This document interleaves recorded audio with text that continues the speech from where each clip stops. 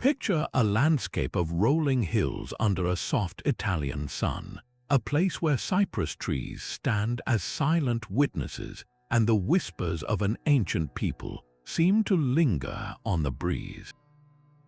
This is the heartland of a civilization that rivaled the early Greeks in its artistry and sophistication, a culture that would fundamentally shape the Roman Republic and, through it, the entire course of Western history. Yet their name is barely a whisper in our modern world, their story a grand and haunting mystery buried beneath 2,000 years of dust and legend.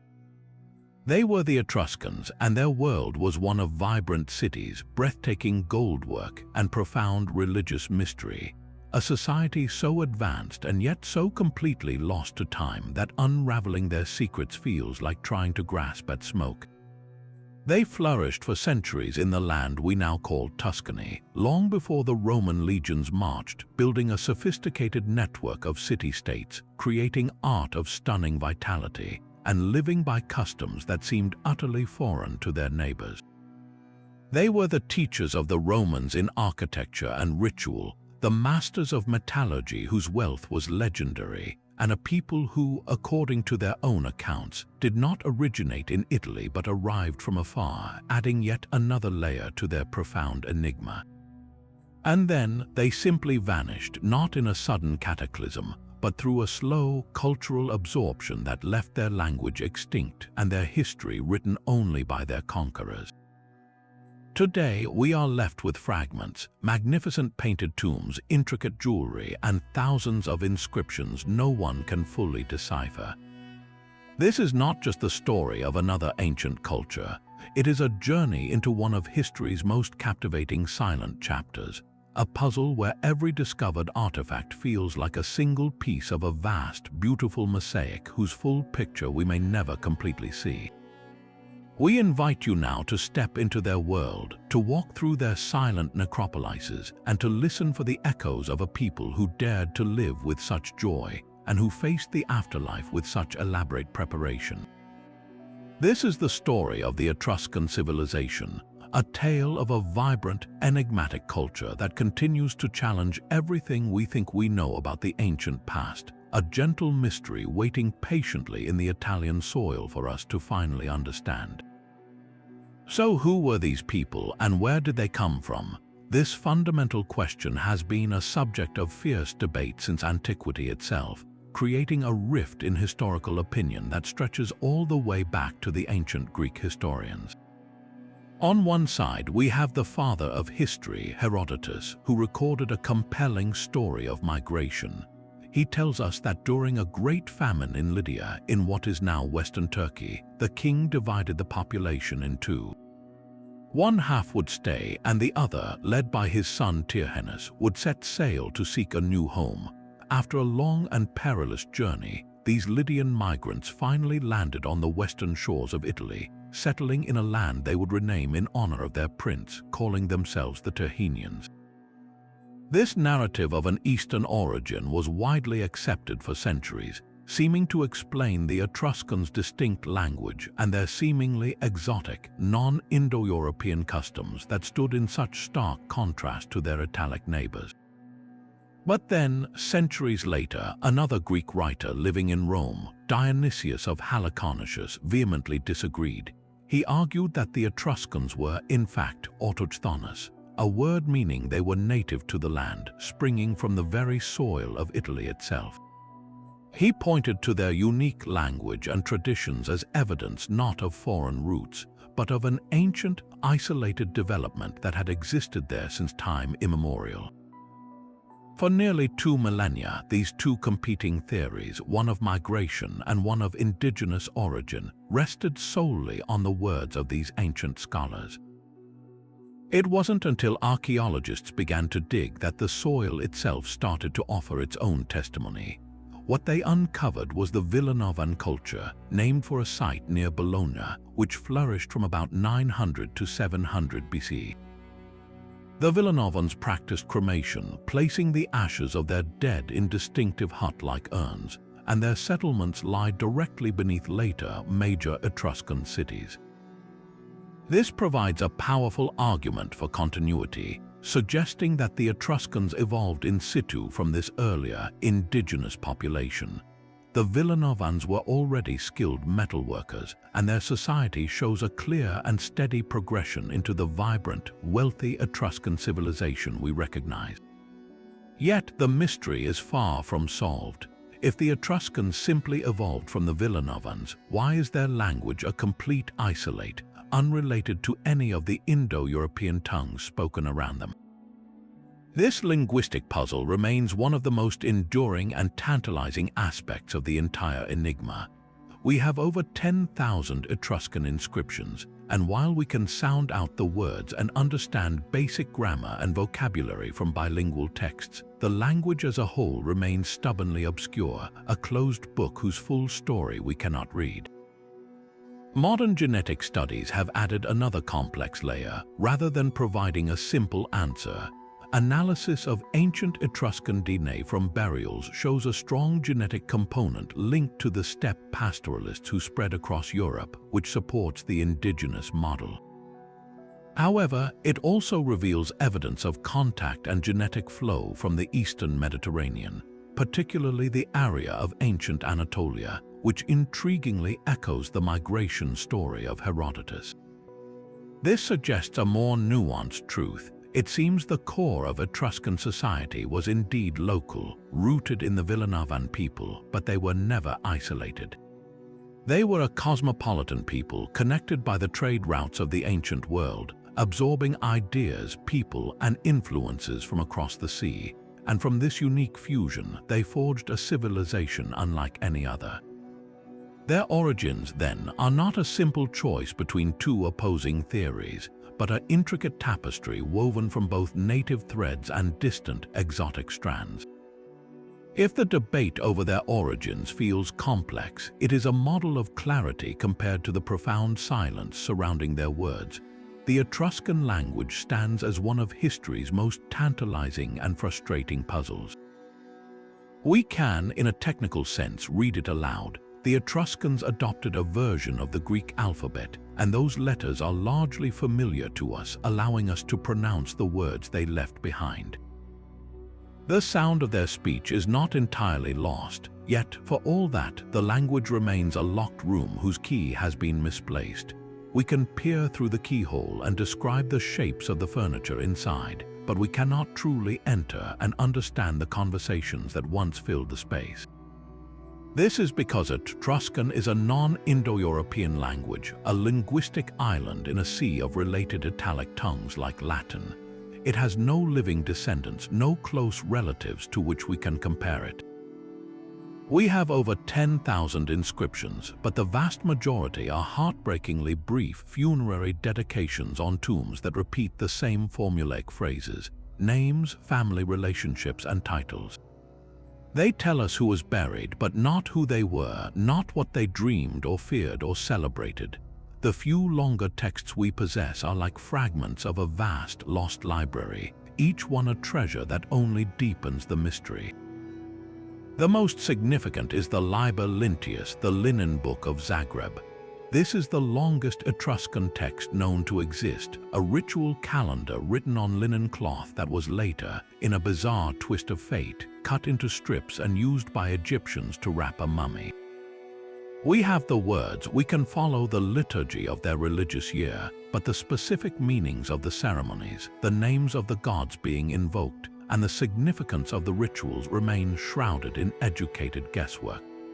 Then there are the Pyrgi tablets, a set of 3 gold leaves discovered in one of their port sanctuaries.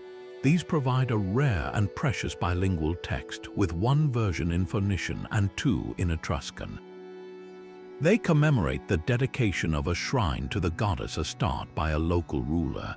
This was a monumental discovery, as the known Phoenician text gave scholars fixed points to decipher specific Etruscan words related to kingship and divine offering. It was a key, but a key that only opened a single, small door in a mansion of countless rooms.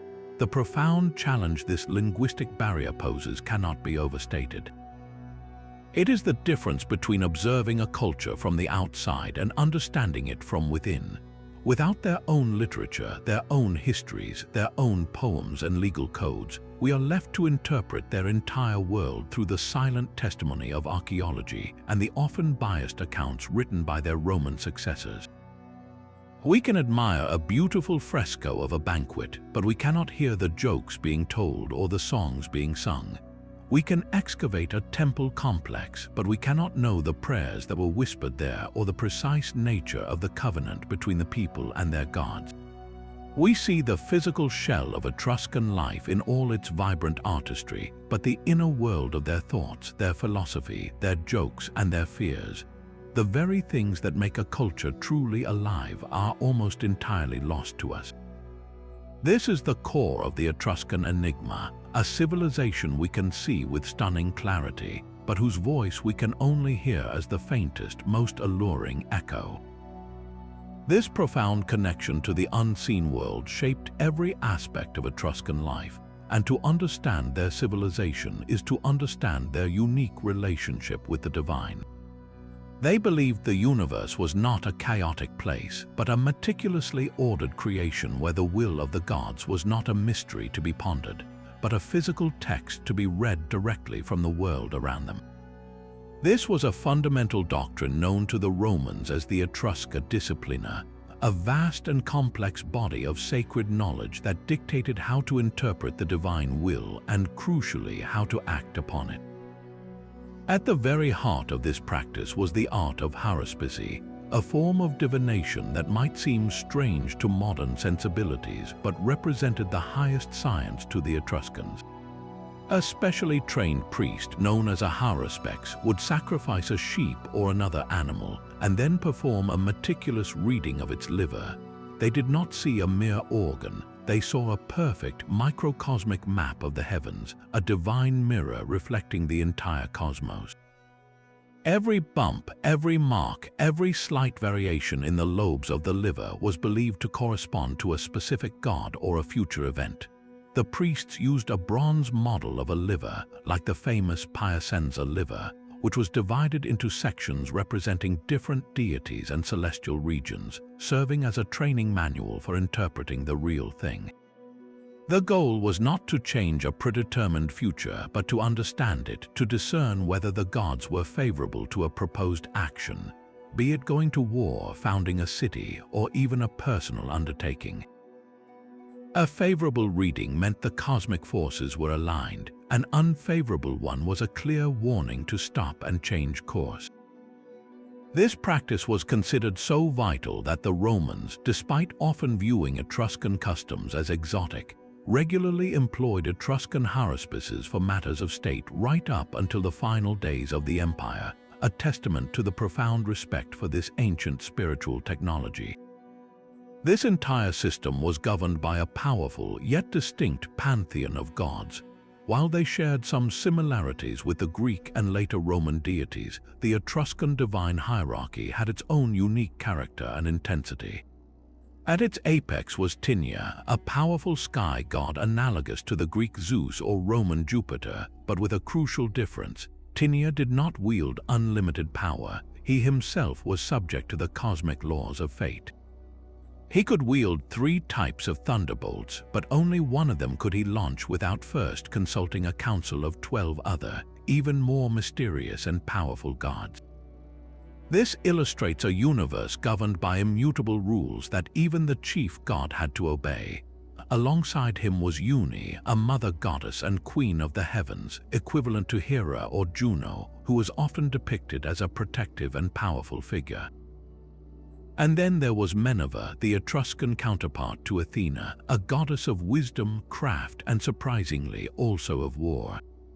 But the Etruscan pantheon was vast, populated by a host of lesser-known but equally important figures like the love goddess Tiran, the heroic figure Hercule, and the terrifying underworld demon Charon, a blue-skinned, beak-nosed figure who wielded a mighty hammer not to kill, but to symbolically strike the final blow that severed the soul from the world of the living.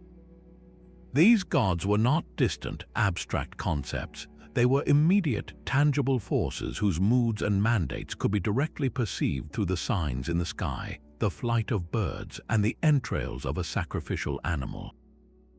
Nowhere is the Etruscan world more vividly preserved than in their cities of the dead, their magnificent necropolises. For a people so intimately concerned with the flow of fate and the will of the gods, death was not an end, but a transition to a continued existence that mirrored the world of the living.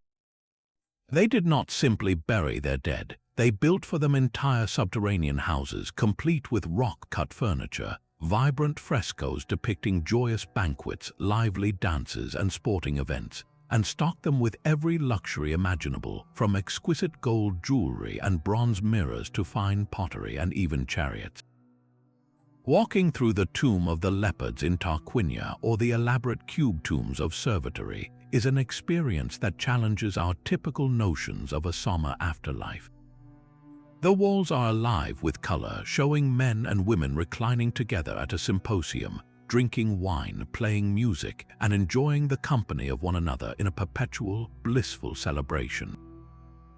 This was not merely a hopeful representation, it was a spiritual technology. By creating a perfect, durable home for the soul and depicting it participating in all the joys of life, the Etruscans believed they were ensuring the comfort and favor of the deceased in the next world. The tombs were designed with doorways and corridors, inviting the living to return for periodic feasts with their ancestors, maintaining a tangible link between the generations. This elaborate, almost joyous approach to the afterlife stands in stark contrast to the gloomy underworlds of contemporary Greek mythology or the austere Republican Roman traditions. It reveals a people who embraced life with such passion that they sought to extend its finest pleasures into eternity, building a bridge of memory and ritual that connected their vibrant world with the silent, mysterious one that lay just beyond. Just as their unique worldview was solidifying, the Etruscan world was suddenly and irrevocably thrust onto a much larger stage. Beginning around the 8th century BC, a remarkable transformation swept across the Italian peninsula, an era we now call the Orientalizing period. This was not a time of invasion, but of connection, as the Etruscans found themselves at the crossroads of a booming Mediterranean trade network. From the east, Phoenician merchants arrived in their sleek ships, seeking the region's legendary mineral wealth, iron from Elba and copper from the Colline Metallifer hills.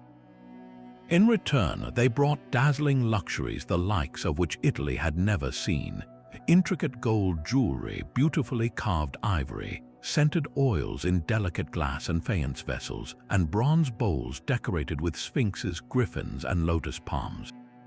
Soon after, Greek colonists followed, establishing settlements in the south and bringing their own distinct artistic sensibilities and a thirst for Etruscan metals.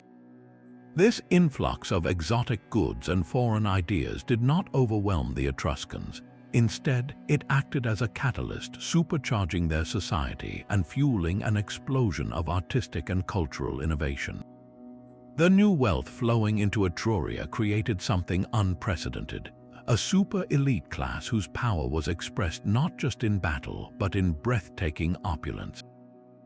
This is most vividly documented in their tombs, which evolved from the simple Villanovan hut urns into vast, monumental chamber tombs brimming with treasures meant to proclaim status for all eternity.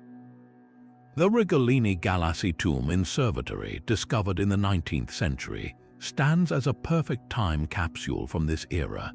Inside, archaeologists found a princess adorned in a spectacular golden pectoral, a sweeping piece of jewelry that covered her chest, featuring intricate rosettes and processions of animals. She wore massive, elaborate gold fibulae or cloak pins, some nearly a foot long, decorated with granulation and filigree work of astonishing complexity. Beside her lay a bronze funeral bed, a chariot, and a hoard of silver and imported Greek pottery. These were not merely grave goods, they were a powerful statement. They announced a society where a new kind of ruler had emerged, one whose authority was derived from control over trade, the patronage of skilled artisans, and the ability to possess and display objects of almost unimaginable rarity and beauty. Artistically, this period saw Etruscan craftsmen become brilliant synthesizers.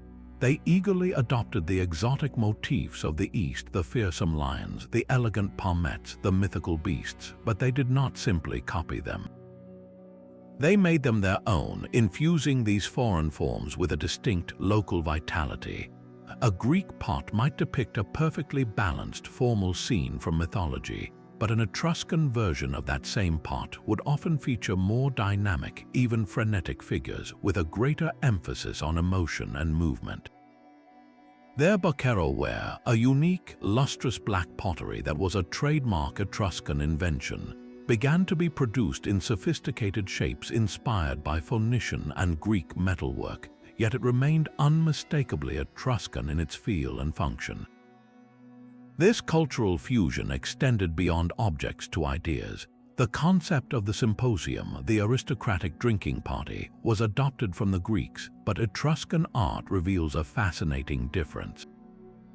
While Greek women were largely excluded from such male-dominated events, Etruscan frescoes and sculptures consistently show men and women reclining together as equals, sharing food, drink, and conversation, a practice that shocked and scandalized their Greek neighbors. This tells us that while the Etruscans were eager consumers of foreign styles, they filtered them through their own unique social customs, creating a hybrid culture that was both cosmopolitan and fiercely independent. The ultimate impact of the Orientalizing period was to forge a clear Etruscan identity on the world stage. Before this influx of wealth and influence, Etruscan society was more localized and inward-looking. The explosion of trade, however, required organization, diplomacy, and a confident sense of self to engage as equals with other advanced civilizations. The elite tombs, with their mix of locally produced masterpieces and prized imports, tell a story of a people who are proud of their own craftsmanship, while also being sophisticated players in a globalized economy. They were no longer just a collection of villages in central Italy. They were the Etruscans, a formidable naval power known to the Greeks as the Tyrrhenians, a people whose wealth and sophistication commanded respect. This era laid the essential foundation for their golden age, providing the economic muscle, the artistic vocabulary, and the political structures that would allow their city-states to flourish and ultimately to profoundly influence the rising power to their south, Rome. The breathtaking wealth and cultural fusion of the Orientalizing period had to be housed somewhere, and it was within their remarkable cities that Etruscan political and social life truly came into focus. Unlike the monolithic empires of the East or the centralized kingdom that Rome would later become, the Etruscan world was a constellation of powerful, independent city-states, each a brilliant star in its own right, bound together in a loose but sacred alliance. This was the legendary Dodecapolis, the League of 12 Peoples. The very concept reveals a great deal about their worldview. It was not a political union designed for centralized governance or permanent military alliance, but rather a religious and cultural federation. The number 12 held profound sacred significance, mirroring the 12 regions of the heavenly liver used in haruspicy and the council of gods that even Tinia had to consult. Once a year, representatives from these 12 leading cities would gather at the Phantom Voltumni, the sanctuary of the god Voltumna, a site whose exact location remains one of archaeology's great hunts, though it is widely believed to have been near modern-day Orvieto.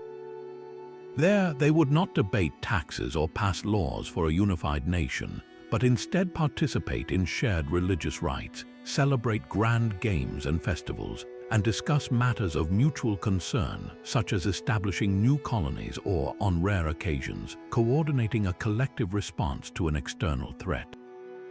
The power dynamics within this league were never static. At its heart were cities whose names echo through history with a ring of wealth and influence.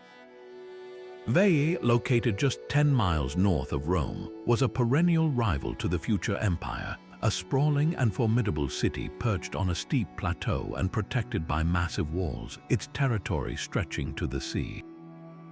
Then there was Tarquinia, known as Tarchna to the Etruscans, a city famed for its wealth, its powerful aristocratic families, and the breathtaking painted tombs that make its necropolis a UNESCO World Heritage Site today.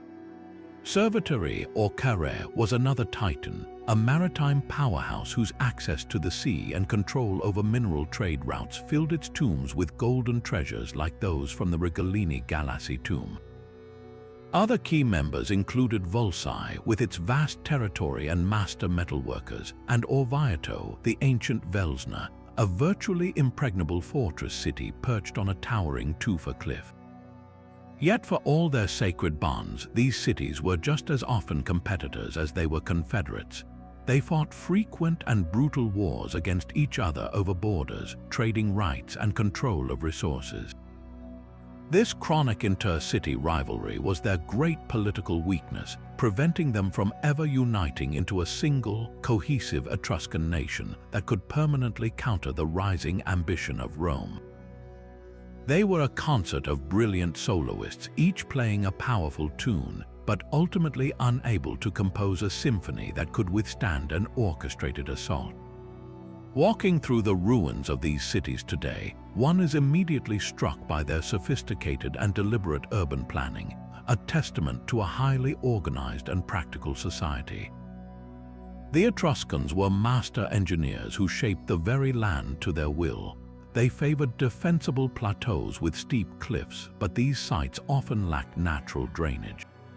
Their solution was the cuniculus, a complex and extensive system of underground tunnels that channeled water away from the cities, drained marshy land for agriculture, and provided a reliable water supply. This same practical ingenuity is visible in their street plans. Unlike the chaotic, organic layouts of many ancient settlements, Etruscan cities were often laid out on a grid pattern, with a main north-south road known as the Cardo and an east-west road called the Decumanus, a design the Romans would later adopt and perfect.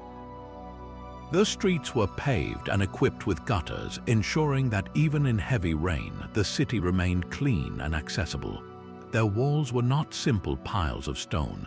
They were monumental feats of engineering, built with massive, irregular blocks of tufa so perfectly fitted together without mortar that they have withstood millennia of earthquakes and weather.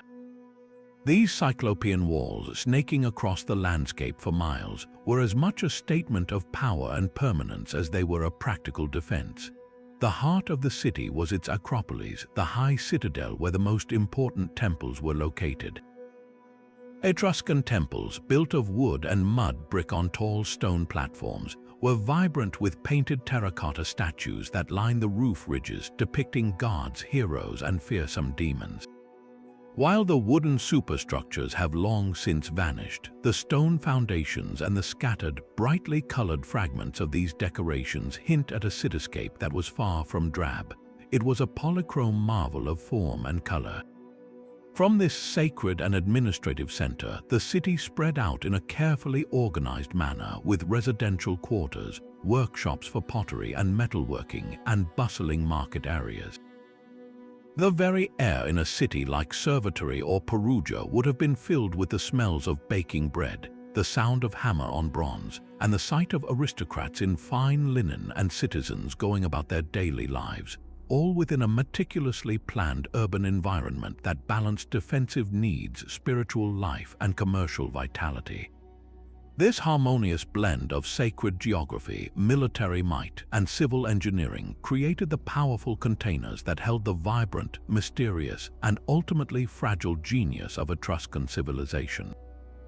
This unique social fabric extended to every corner of Etruscan life, and nowhere is its distinct character more startlingly revealed than in the status of their women.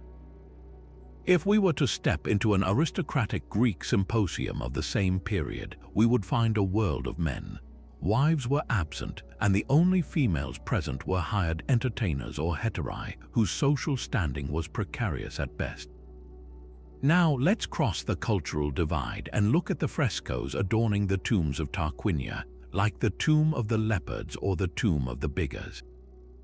The scene is fundamentally different. Here we see men and women reclining together on the same couches, side by side as equals. They are dressed in fine, transparent linen, adorned with exquisite gold jewelry, and they are not merely present, they are active, vibrant participants. They engage in animated conversation, they gesture freely, they share wine from the same cup, and they are depicted as partners in a shared social and celebratory life. This was not an artistic fantasy. It was a reflection of a social reality that Greek writers like the 4th century historian Theopompus recorded with a mixture of shock and moral outrage. He accused Etruscan women of exercising shamelessly with men, of dining not with their own husbands but with any man who happened to be present, and of raising children without knowing their own fathers. His account is a clear caricature, but it underscores a profound cultural clash.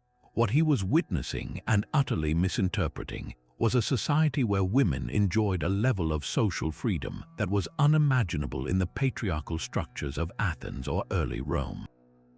This freedom was not confined to the banquet hall. The legal and economic standing of Etruscan women provided the foundation for their public visibility. Inscribed funerary urns and sarcophagi from sites like Chiusi and Perugia provide concrete evidence. It was common practice for an Etruscan woman to be identified not just as someone's wife or daughter, but by her own first name and, crucially, her mother's family name. An inscription might read, "Lath I Ki son of Aruns and Thanchful Tarn I daughter of Lath," explicitly naming the mother's lineage. This was a powerful statement of identity, acknowledging that a woman's family of origin continued to define her even within marriage. Furthermore, tomb offerings and legal documents preserved on artifacts like the Perugia Sippus indicate that women could own, inherit, and bequeath property in their own right. They are depicted holding scrolls, suggesting literacy and involvement in business or legal affairs. This economic autonomy gave them a tangible stake in society beyond the domestic sphere. The magnificent jewelry found in women's tombs, such as the gold pectorals and intricate fibulae from the Regalini Galassi tomb, were not merely ornaments, they were stores of personal wealth and potent symbols of status that she controlled. This stands in stark contrast to the Roman system of manus, where a woman and all her property passed legally into the control of her husband upon marriage. What could possibly explain this remarkable divergence? The theories are as fascinating as the phenomenon itself. Some scholars point to the very origins of Etruscan society.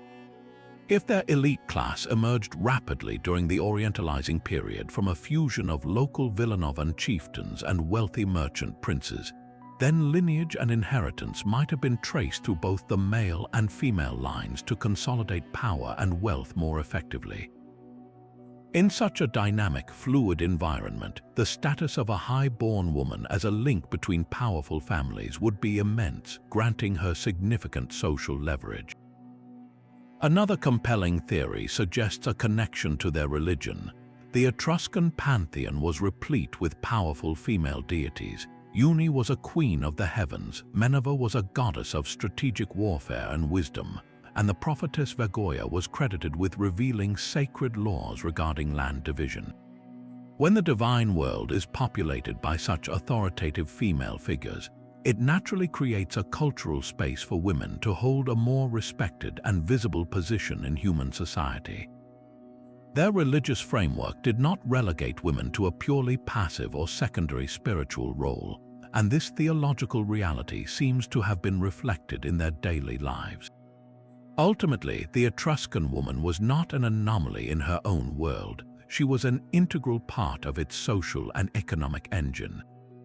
The frescoes that so scandalized outsiders were not depictions of decadence, but of a different social contract, one where companionship between husbands and wives was publicly celebrated, where a woman's voice was heard in the symposium, and where her name and lineage were carved in stone for eternity. This unparalleled status makes the eventual Roman conquest and cultural assimilation all the more poignant. As Rome absorbed Etruria, it systematically imposed its own, far more restrictive model of female conduct. The ideal Roman matron was the domestica, the one who stayed at home, spinning wool and managing the household in quiet virtue, a world away from the Etruscan woman who reclined beside her husband, a golden cup in her hand, a full participant in the vibrant, fleeting joy of life and the solemn mysteries of death. To truly grasp the spirit of the Etruscan people, one must descend beneath the earth into the cool, silent darkness of their painted tombs. It is here, in these subterranean chambers carved from the soft tufa rock of places like Tarquinia, that their worldview is rendered in the most spectacular and emotionally direct color. Stepping into the tomb of the leopards or the tomb of the biggers is not like entering a place of sorrow. It feels more like stumbling upon a party that has been suspended in time for 2,500 years. The walls explode with life. Against backgrounds of brilliant ochre, deep red, and sky blue, we are greeted by figures who recline on cushioned couches, their bodies relaxed and expressive. They are not somber ghosts awaiting judgment, but vibrant souls captured in a moment of eternal celebration. Men and women, dressed in fine, flowing robes and adorned with wreaths of ivy and laurel, share wine from elegant kylixes, their gestures animated, their faces engaged in lively conversation. Musicians play the double pipes, the lyre, and the castanets, filling the silent chamber with the memory of music and rhythm. Dancers twist and turn with an almost ecstatic energy, their movements fluid and full of grace. This is the Etruscan afterlife as they conceived it, a perpetual symposium, a joyful continuation of the finest moments of earthly existence. The scenes depicted are not mere fantasies. They are powerful declarations of a cultural attitude that embraced the pleasures of life with an intensity that set them apart from their neighbors. Look closely at the banquet scenes. The food is abundant. Eggs, pomegranates, and other delicacies are spread before the guests. The wine flows freely. But more importantly, notice the social dynamic. As we have seen, women are present as full and equal participants, reclining right alongside the men, a sight that would have been unthinkable in a contemporary Greek depiction of a symposium.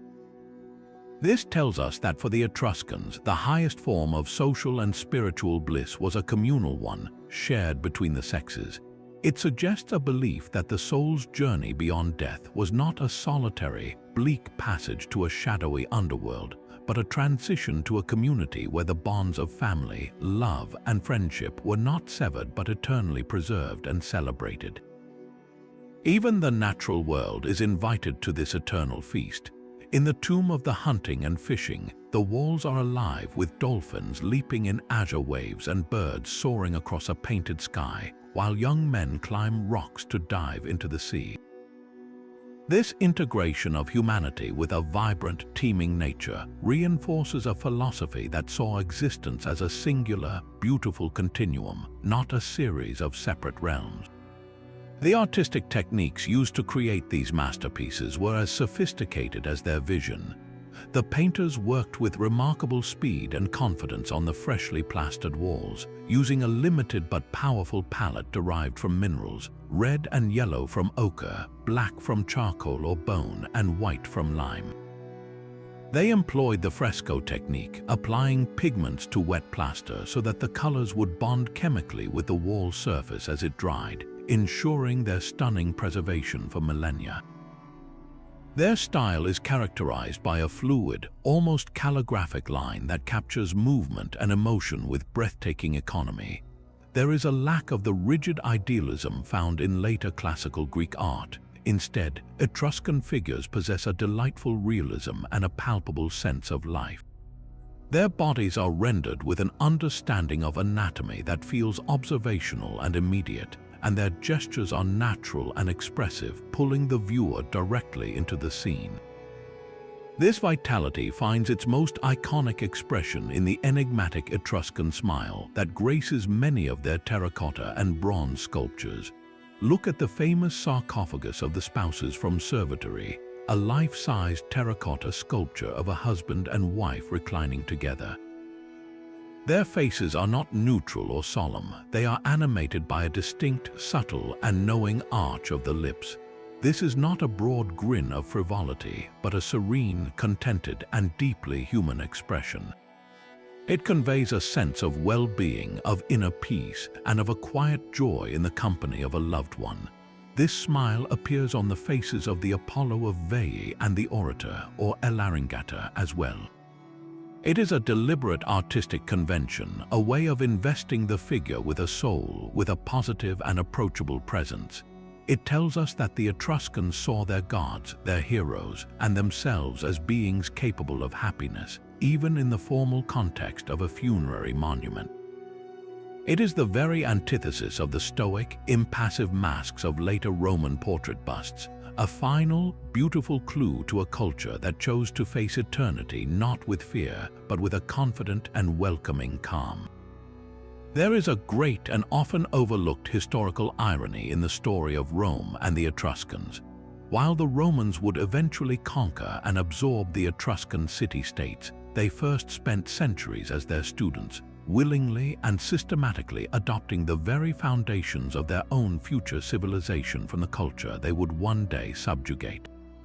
This was not a simple exchange of ideas between neighbors, but a profound cultural and institutional debt that shaped Rome from its royal infancy to its imperial zenith. The transfer of knowledge was so comprehensive that it is nearly impossible to imagine the Roman Empire without the essential technologies, rituals, and symbols it inherited from Etruria. Let's start with the very fabric of the city itself, with the monumental architecture that would become synonymous with Roman power. The Etruscans were master engineers, and their most enduring gift to Rome was the structural arch. While the arch was known in the Near East, it was the Etruscans who perfected its use in Italy, constructing massive gates, bridges, and drainage tunnels that demonstrated its incredible strength and versatility. The Romans, with their genius for practical application, saw the arch's potential and ran with it, scaling it up to build the vast aqueducts that fed their cities, the soaring amphitheaters like the Colosseum, and the triumphant bridges that spanned their rivers. But before the Colosseum, there was the Cloaca Maxima, the great sewer of Rome, an engineering marvel begun in the 6th century BCE under the rule of the Etruscan Tarquin kings. This massive vaulted tunnel, designed to drain the swampy Roman Forum and channel waste into the Tiber, was a direct application of Etruscan hydraulic engineering, transforming a malaria-ridden marsh into the political and social heart of a future empire. This was the Etruscan legacy in stone and mortar, a practical mastery that allowed Rome to literally build itself upon a stable foundation. Beyond the physical city, the Romans adopted the very symbols and ceremonies of political authority from their northern neighbors. Consider the fasces, that powerful bundle of rods bound around an axe, carried by Roman lictors to signify a magistrate's power to command, punish, and execute. This was not a Roman invention. We see it depicted in Etruscan art, such as on the 7th century BCE Vecellonian stele, long before it appears in Rome.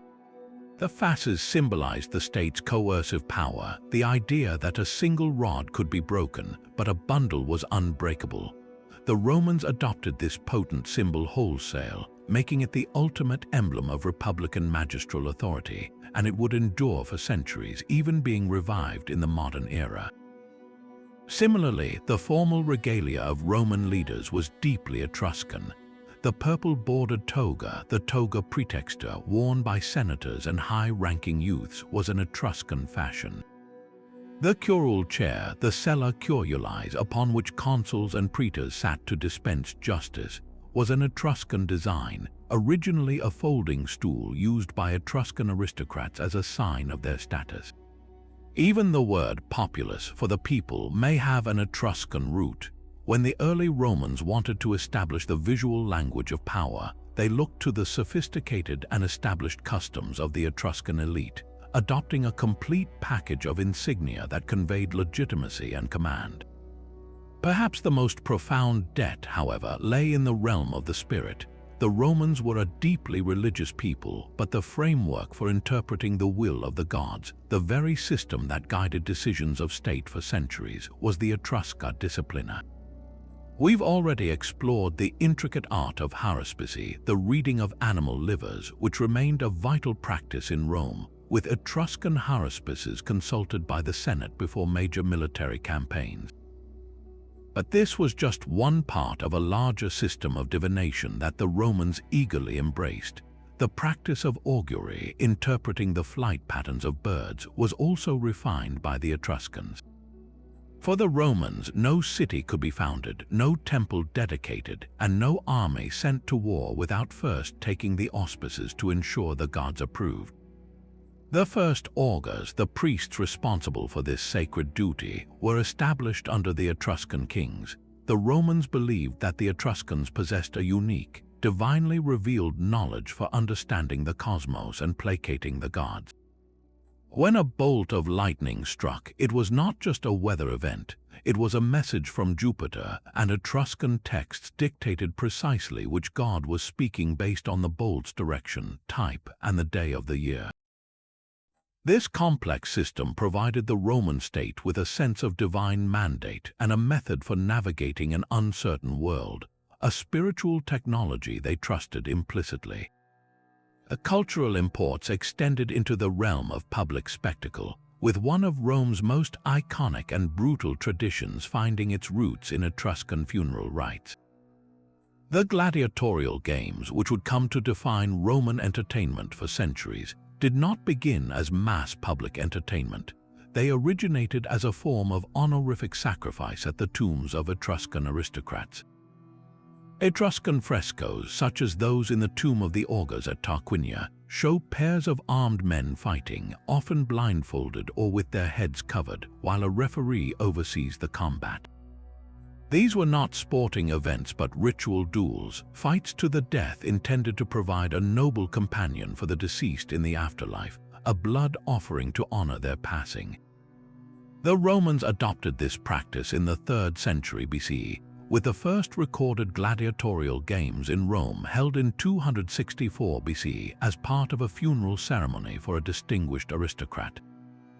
Initially, these were small, private affairs, but the Romans, with their talent for scale and political theater, expanded them into the massive, state-sponsored spectacles held in vast amphitheaters.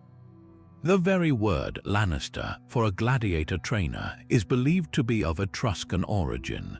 What began as a sacred Etruscan funerary ritual was transformed by Rome into a tool of political patronage and social control, a stark example of how a deeply spiritual practice could be repurposed into an engine of imperial propaganda. This process of cultural absorption was so thorough that it even extended to the highest levels of Roman governance during its formative years.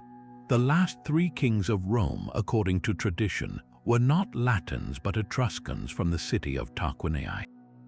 The Tarquin dynasty, from Tarquinius Priscus to the infamous Tarquin the Proud, ruled Rome for over a century, and during this time they oversaw a massive transformation of the city from a collection of villages into a true urban center. It was under their direction that the great temple of Jupiter Optimus Maximus was erected on the Capitoline Hill, a project of staggering scale that was built in the Etruscan style, with a high podium and a sprawling, tripartite cella housing statues of the Capitoline Triad, a grouping of gods directly influenced by the Etruscan triad of Tinia, Uni, and Minerva. They initiated the construction of the Circus Maximus for chariot racing, another form of public spectacle popular in Etruria. The Etruscan kings gave Rome its first major public works, its defining temple, and the initial blueprint for the city's monumental core. When the Romans finally expelled the last Tarquin king and founded the Republic, they were not rejecting Etruscan culture. They were seizing the tools of statecraft that the Etruscans had given them and using them to build their own unique system of government. The relationship was a complex tapestry of admiration, emulation, and eventual domination, where the conqueror so deeply internalized the culture of the conquered that the line between teacher and student, between influencer and influenced, became forever and wonderfully blurred. The same practical genius that built their soaring city walls and organized their urban grids was also directed downward, beneath the fertile Italian soil, in a monumental struggle to control one of humanity's oldest adversaries, water. The Etruscans were not merely skilled builders, they were masters of hydrology, and their most transformative engineering feats were not the structures they raised to the sky, but the intricate networks of tunnels they carved into the earth to drain it. This mastery over water fundamentally reshaped the landscape itself, turning vast, malarial swamps into some of the most productive agricultural land in the ancient world, and enabling the very existence of their great inland cities. Nowhere was this ambition more evident than in their grand project to tame the Po Valley. Before their arrival, this vast northern plain was a sprawling wetland, a mosaic of marshes and seasonal floods that made large-scale settlement and farming nearly impossible. The Etruscan city-states expanding northward saw not an impassable bog but an opportunity. They embarked on a colossal land reclamation project, a coordinated effort that would have been unimaginable without their sophisticated understanding of gravity and geology. They surveyed the gentle slopes of the land with remarkable precision, designing systems that would channel water away from the floodplains and into main river courses. This was achieved through the excavation of deep, straight canals, some stretching for miles, which acted as primary arteries to collect runoff and groundwater. These canals were then fed by a sprawling capillary network of smaller ditches and the Etruscan signature innovation, the cuniculus. The cuniculus was far more than a simple ditch or drain. It was a sophisticated, multi-purpose subterranean tunnel that stands as a testament to their engineering prowess.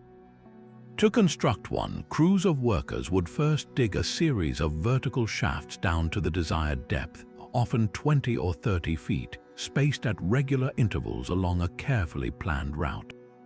Then, working in the cool, dark space below, they would painstakingly excavate the horizontal tunnel, connecting the bottoms of the shafts. The debris from the tunneling would be hauled up through these same shafts, which afterward served a dual purpose as maintenance access points and ventilation ducts. The genius of the cuniculus lay in its gradient. The Etruscans engineered these tunnels with a consistent, gentle slope, just enough to allow water to flow steadily by gravity from the waterlogged area they wished to drain toward a lower-lying collection canal or stream. This was not a haphazard process. It required an advanced understanding of leveling and surveying to ensure the water would move effectively without the tunnel either silting up from too slow a flow or eroding from a current that was too swift. The internal structure was often arched or vaulted, a shape that distributed the weight of the overlying earth and prevented collapses, a building technique they would later pass on to the Romans. Walking through the countryside around ancient Etruscan centers like Veii or in parts of the Po Valley today, one can still find the haunting, shaft-pocked landscape that marks the path of these ancient hydrological systems, a ghostly imprint of a civilization that literally altered the lay of the land. The impact of this hydraulic mastery was transformative, touching every aspect of Etruscan life. In the Pontine marshes south of Rome, another vast and pestilential swamp, Etruscan engineers employed the same cuniculus technology, draining large sections to create arable land. This ability to reclaim wetlands supercharged their agriculture. The newly drained soils, rich in organic sediment, became incredibly fertile, allowing for the cultivation of grains, olives, and vines on a scale that supported their growing urban populations and produced surplus for trade.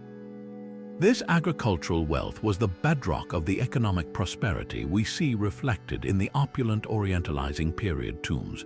Furthermore, these drainage systems were essential for the health and stability of their own cities. Many of their powerful metropolises, like Perugia and Orvieto, were built on high plateaus of soft, porous tufa rock. While these locations were easily defended, they often lacked reliable springs and were prone to erosion from rainwater runoff. The Etruscans solved both problems with the cuniculus.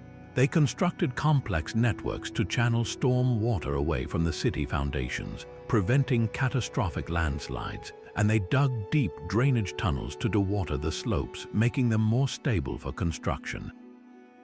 In some cases, they even used inverted cuniculi to capture and channel fresh water from distant sources, acting as primitive but effective aqueducts to supply their citadels. This control over water was therefore not a peripheral skill but a core component of their identity, enabling their urbanism, fueling their economy, and demonstrating a philosophy of harmonious engineering with the natural world, bending its forces to human need without recklessly exploiting them. For generations, the growing power of Rome had been little more than a peripheral concern for the wealthy Etruscan city-states, a local nuisance in the hills to their south. But that complacency was shattered in the year 406 BCE, when the Roman Republic turned its disciplined legions toward Veii, the mighty Etruscan fortress that stood as a sentinel just 10 miles from their own gates. The conflict that followed was not a swift border skirmish but a grinding 10-year siege that would become legendary, a brutal test of wills that pitted the collectivist resolve of the Roman state against the formidable defenses and solitary pride of a single Etruscan city. Veii was no easy target. Perched on a steep, sheer-sided plateau and protected by immense walls, it was considered impregnable. Its citizens were confident, their lands fertile, and they had repelled Roman incursions before. For years, the Roman army would take the field each campaigning season, laying waste to Veii's countryside, only to withdraw for the winter, unable to breach the city's defenses. It was a war of attrition, and the Etruscans, relying on their individual cities' strength and perhaps expecting aid from their league allies in Tarquinii or Servitory, held firm. But no aid came. The very political structure that defined the Etruscan world, the loose religious confederation of 12 rival cities, now proved to be its fatal weakness. While Veii fought for its life, the other major powers of Etruria remained curiously passive, either embroiled in their own disputes or viewing Veii's struggle as a problem for Veii alone, a catastrophic miscalculation of the existential threat Rome represented. The siege reached its dramatic climax under the Roman commander Marcus Furius Camillus. Recognizing that a direct assault was futile, he ordered his engineers to begin a massive, audacious undertaking, the excavation of a secret tunnel or mine that would burrow deep beneath the city's walls and emerge directly within the heart of Veii's citadel, right beside the temple of their patron goddess, Uni. This was more than a military tactic, it was a spiritual assault. As the Roman sappers dug through the soft tufa rock, the story goes that the king of Veii was performing a sacrifice atop the city walls. The Roman haruspics, interpreting the entrails, declared that whoever offered the final libation in that ceremony would be granted victory. Overhearing this, a band of eager Roman soldiers burst from the tunnel, seized the sacrificial meat, and carried it back to Camillus, symbolically claiming the divine favor for themselves. With the tunnel complete, Camillus launched a coordinated attack. While his forces assaulted the walls from the outside, a crack team of Roman soldiers emerged from the subterranean passage into the city's central sanctuary, throwing open the gates from within. The panic was instantaneous and total. After a decade of defiance, Veii fell in a single, bloody day. The vengeance was merciless. The Romans slaughtered the adult male population, enslaved the women and children, and methodically stripped the city of its immense wealth, including a legendary statue of Uni, which they ritually invited to leave her fallen city and come to Rome. The plunder was so vast that it was said every Roman citizen received a share of the treasure. The destruction of Veii was a seismic event. It was the first time Rome had utterly annihilated a major Italian city of such stature, and it sent a chilling message across Etruria. The rules of warfare had changed, and Rome would not be satisfied with mere tribute or a favorable treaty. In the decades that followed, the Etruscan cities, now gripped by a belated and desperate unity, made several concerted attempts to break the Roman momentum. The most formidable of these alliances was formed in the early 4th century BCE, when the cities of Tarquinii, Volsci, and others joined forces with a new and terrifying enemy from the north, the Gauls. This Celtic warlord named Brennus led a massive army of Gallic tribesmen who had poured into the Italian peninsula, sweeping aside all opposition with their ferocious charges and long slashing swords. For a fleeting moment, it seemed the combined Etruscan and Gallic force might crush Rome between them. The strategy nearly succeeded. In 387 BC, Brennus's Gauls met the Roman army at the Battle of the Allia River. The Roman legions, unprepared for the wild, screaming assault of the Celts, broke and were routed in a stunning defeat. The Gauls marched on to Rome itself, and for 7 months they occupied and sacked the city, a humiliation so deep it was seared into the Roman psyche for centuries. Yet, in a cruel twist of fate, this catastrophe ultimately worked to Rome's advantage. The Etruscan allies, perhaps hoping the Gauls would permanently cripple their rival, failed to press their own attack in coordination. They delayed, allowing the Romans from their fortified citadel on the Capitoline Hill to withstand the siege. According to legend, it was Camillus again, recalled from exile, who eventually rallied the remaining Roman forces, raised a new army, and drove the Gauls out after they were paid a hefty ransom. More importantly, the Gallic invasion taught the Romans a brutal lesson in military reform. They abandoned the old Greek-style phalanx and developed the more flexible manipular legion, organized into smaller units called maniples that could operate independently on broken ground. This new military machine, forged in the fire of defeat, was far more effective against both the Gallic warbands and the Etruscan armies, and it gave Rome a decisive tactical edge for the conflicts to come. The final, grinding chapter of Etruscan independence played out over the next century, a slow but inexorable process of Roman expansion and political manipulation. Having secured their homeland, the Romans began a relentless push northward into the Etruscan heartland. They did not rely on military might alone. They were masters of diplomacy and divide and conquer strategies. They skillfully played the eternally squabbling Etruscan cities against one another, offering favorable treaties to some, like Carrhae, which had sometimes acted as a neutral party while brutally punishing others. Key battles at Sutrium and Nepet secured the strategic corridor into southern Etruria, and the great city of Tarquinii, once a leader of the resistance, was finally subdued after repeated wars, its territory slowly whittled away.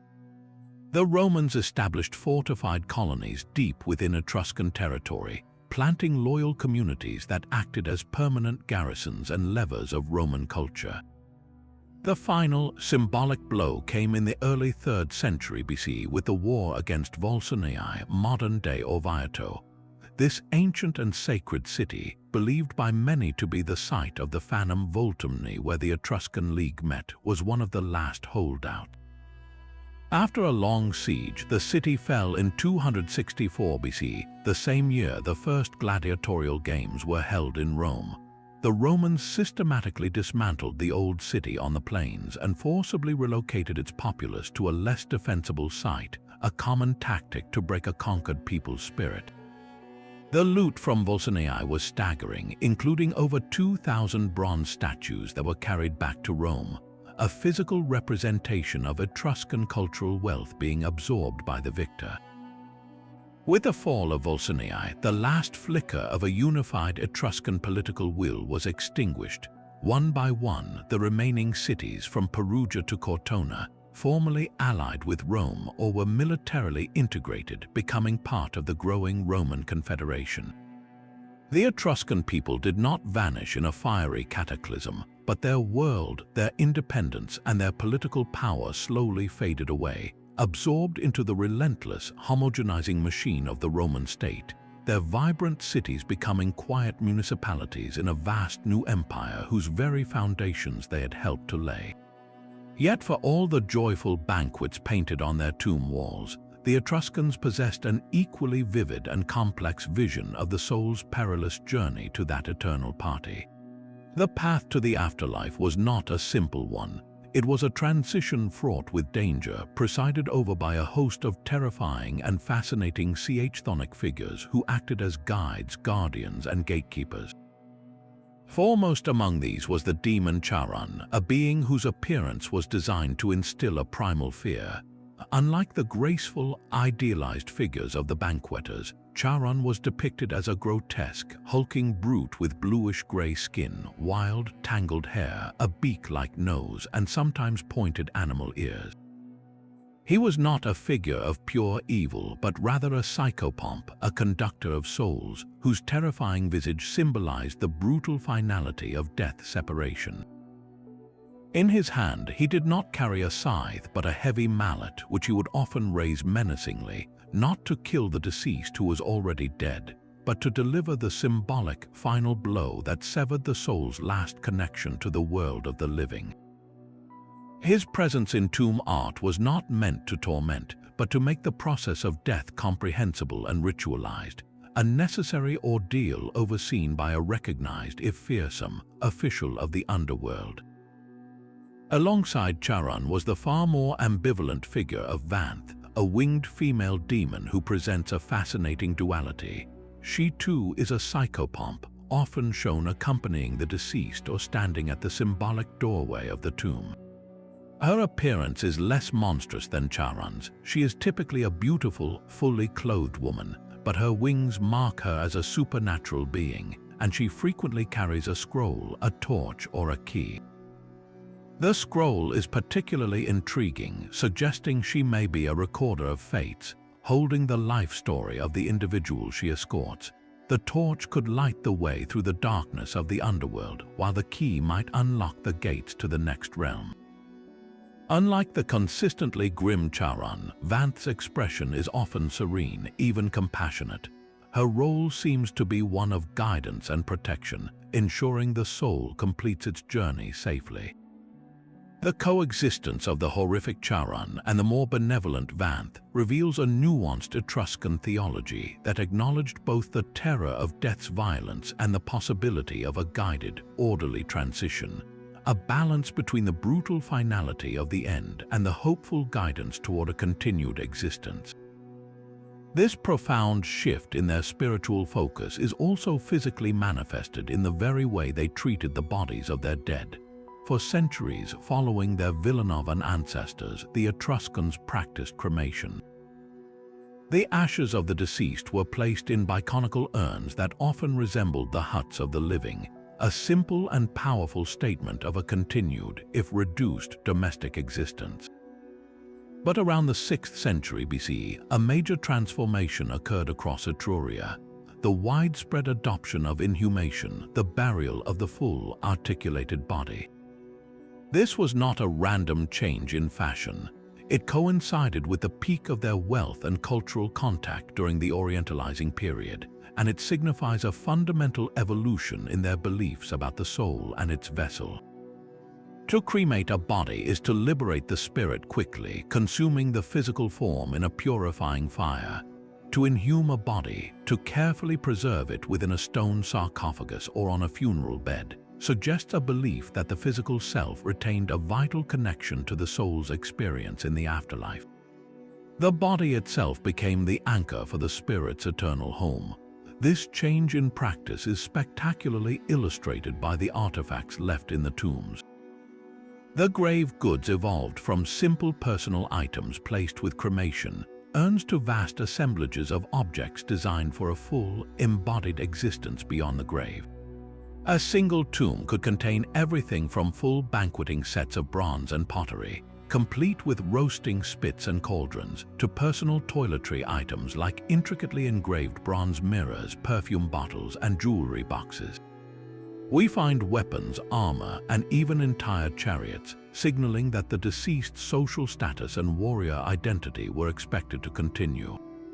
The famous Rigolini Galassi tomb princess was buried with her most spectacular gold jewelry still adorning her body, a breathtaking declaration that her beauty, wealth, and status were not merely mortal attributes, but eternal qualities she would carry with her. These were not sentimental mementos, they were functional provisions. The Etruscans were stocking a home for a soul that would continue to eat, drink, adorn itself, and celebrate, and the quality and quantity of these goods were a direct reflection of the family's wealth and their desire to ensure their loved ones' comfort and prestige for all eternity. This concept of the tomb as a domus aeterna, an eternal home, finds its ultimate expression in the architecture of the necropolises themselves, particularly at sites like Servitory. Here, the Bandataxia necropolis is not a mere cemetery. It is a veritable city of the dead, with streets, neighborhoods, and squares all meticulously laid out. The tombs are not holes in the ground, but monumental tumulus-style mounds or cube-shaped houses carved directly from the living rock. To step inside one, like the Tomb of the Reliefs, is to cross the threshold into a subterranean dwelling frozen in time. The walls are sculpted to mimic the interior of a wealthy Etruscan home, with stone reliefs of hanging shields, swords, kitchen utensils, and even pet dogs. Rock-cut benches and beds are provided, and niches hold the terracotta sarcophagi of the family members. In a stunning three-dimensional reconstruction, we can visualize this chamber not as a dark, silent vault, but as a vibrant, illuminated space. Flickering oil lamps would cast dancing shadows on the painted and sculpted walls, making the depicted objects seem to shimmer with life. The air might be scented with incense or the remnants of food from a recent funerary feast. The sarcophagi themselves, like the magnificent sarcophagus of the spouses, show the deceased reclining together as if at a banquet, their faces adorned with the serene Etruscan smile, forever comfortable in their beautifully appointed home. This was the culmination of their beliefs, a perfect, durable, and lovingly furnished residence that bridged the worlds, ensuring the soul would never be homeless, hungry, or forgotten, but would reside forever in a state of joyful, well-provisioned repose, surrounded by the familiar comforts of the life they had so passionately loved. This brings us to one of the most tantalizing and enduring archaeological quests in Etruscan studies, the search for the Fanum Voltumni.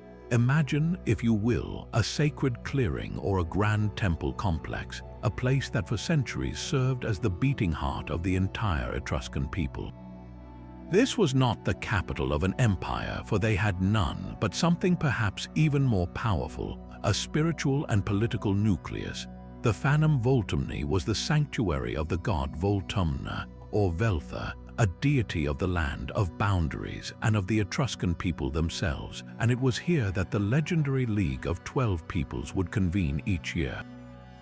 The very existence of such a site speaks volumes about their civilization. Despite their constant rivalries and frequent wars, these 12 proud, independent cities acknowledged a deeper, sacred bond that transcended their disputes. Once a year, hostilities were set aside.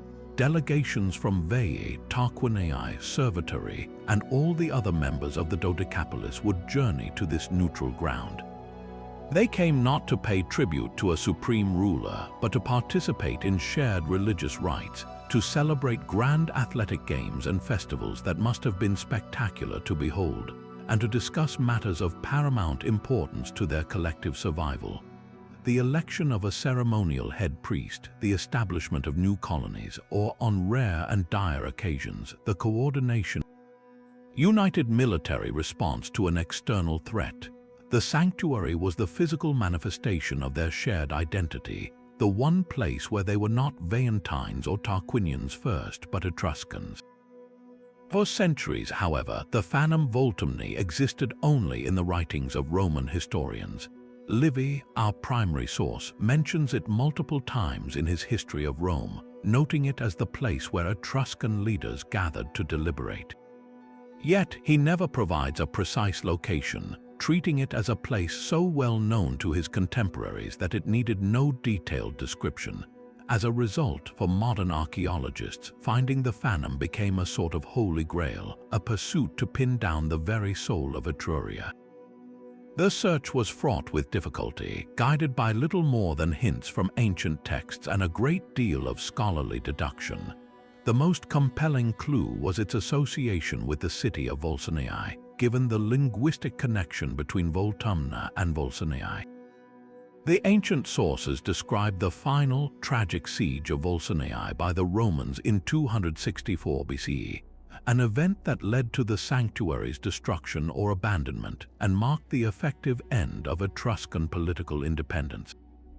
The problem was that there were two sites known as Volsiniae, the original Etruscan city on a steep, defensible plateau, and the new Roman town built on the shores of Lake Bolsena after the conquest. For a long time, the search focused on the area around the lake, but it yielded no definitive evidence of a major federal sanctuary. The real breakthrough came when attention shifted back to the original pre-Roman city, which is widely identified today with the breathtaking tufa plateau of Orvieto, known in antiquity as Velsna. The landscape around Orvieto is archaeologically rich, and in recent decades, excavations at a site known as Campo della Fiera, just at the base of the Orvietan cliff, have produced the most exciting candidates for the lost phantom.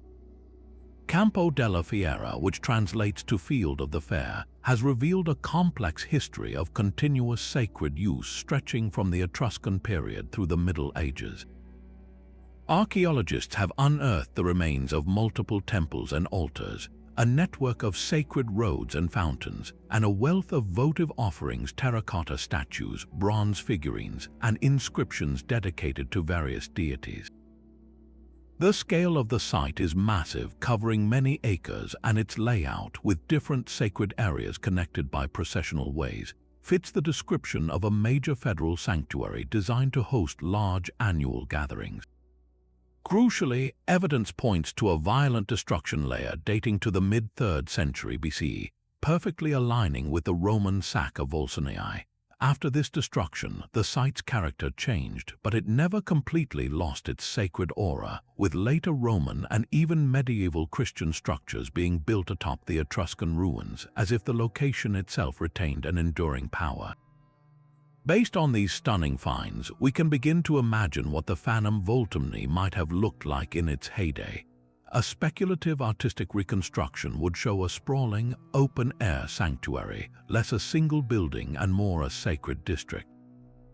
At its heart would be the main temple to Voltumna, a structure built in the classic Etruscan style with a high podium reached by a frontal staircase, a deep porch supported by towering wooden columns, and a vibrant terracotta roof adorned with statues of gods and monsters silhouetted against the sky. The air would be thick with the smell of incense and the smoke of sacrifices burning on large, open-air altars. Surrounding this central temple would be smaller shrines and treasuries maintained by the individual city-states, each a small piece of their home territory planted on this common ground. During the annual festival, the scene would be one of controlled chaos and immense pageantry. The open spaces would be filled with the colorful tents of the various delegations, the air buzzing with the different dialects of the Etruscan language. The grounds would throng with priests in elaborate ritual garb, aristocratic lords and their retinues, athletes preparing for competition, merchants selling trinkets and food, and thousands of ordinary Etruscan citizens who had traveled here for the festivities. The sounds of prayers chanted in the enigmatic Etruscan tongue would mix with the music of pipes and lyres, the cheers from the athletic games, and the lowing of sacrificial animals.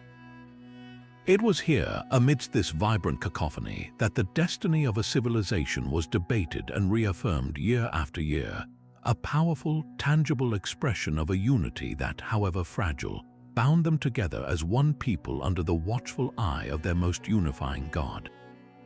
But this sophisticated civilization, with its sprawling cities and sacred leagues, required immense wealth to sustain itself, and that wealth flowed not just from the fertile soil they had so skillfully drained, but from the sea. The Etruscans were not merely a land-based power.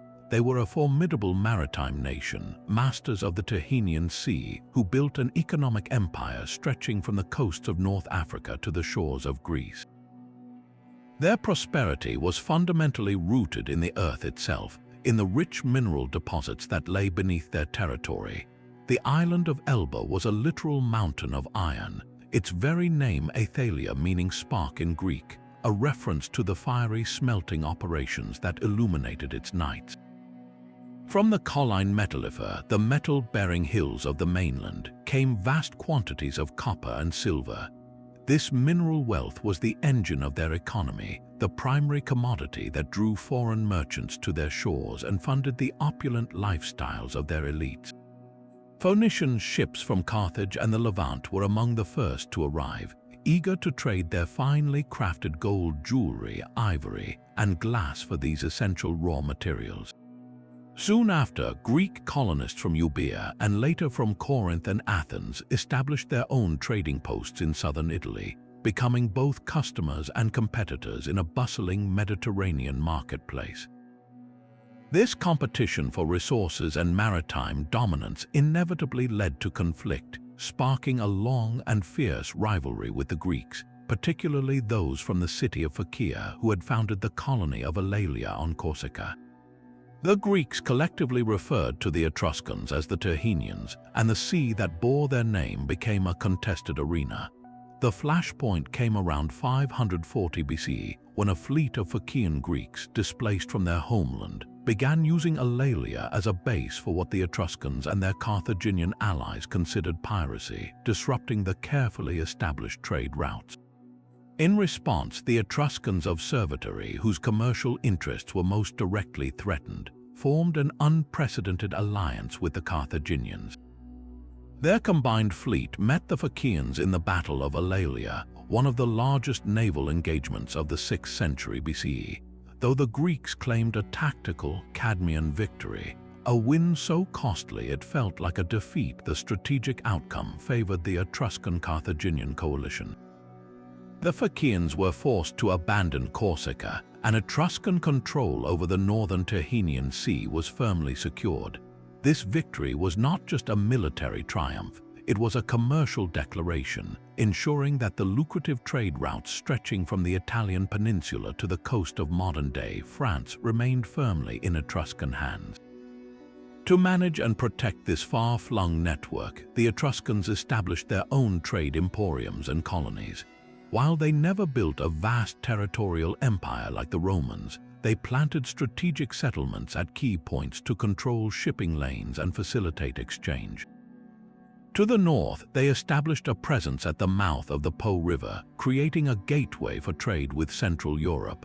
Across the sea, on the fertile island of Sardinia, they set up trading stations, coexisting and competing with the pre-existing Nuragic culture and the Carthaginian settlements on the island's southern coast.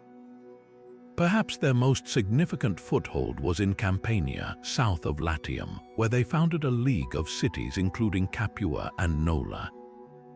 These were not mere military outposts, they were vibrant commercial centers that gave the Etruscans direct access to the rich agricultural lands of the south, and a strategic position astride the coastal trade routes running between Magna Graecia and Etruria proper. The influence flowing from these centers was so profound that for a time Rome itself, nestled between these two spheres of Etruscan power, was culturally and politically more Etruscan than Latin. One of the most remarkable testaments to their commercial and artistic ingenuity was a product they created not from mined metal, but from fired clay, Baccaro pottery. This was a uniquely Etruscan invention, a signature luxury good that became a coveted export across the Mediterranean. At first glance, Baccaro looks like polished metal. Its surface is a deep, lustrous black or gray-black, smooth and shiny, achieved through a specialized firing process that manipulated the oxygen levels in the kiln. Early Baccaro sotile, or thin Baccaro, was crafted with walls as delicate as an eggshell, a technical marvel that demonstrated the extraordinary skill of Etruscan potters. The shapes were often elegant and sophisticated, directly inspired by the imported Phoenician and Greek metalware that the Etruscan aristocracy so admired: chalices, jugs with trefoil mouths, and intricately carved incense burners.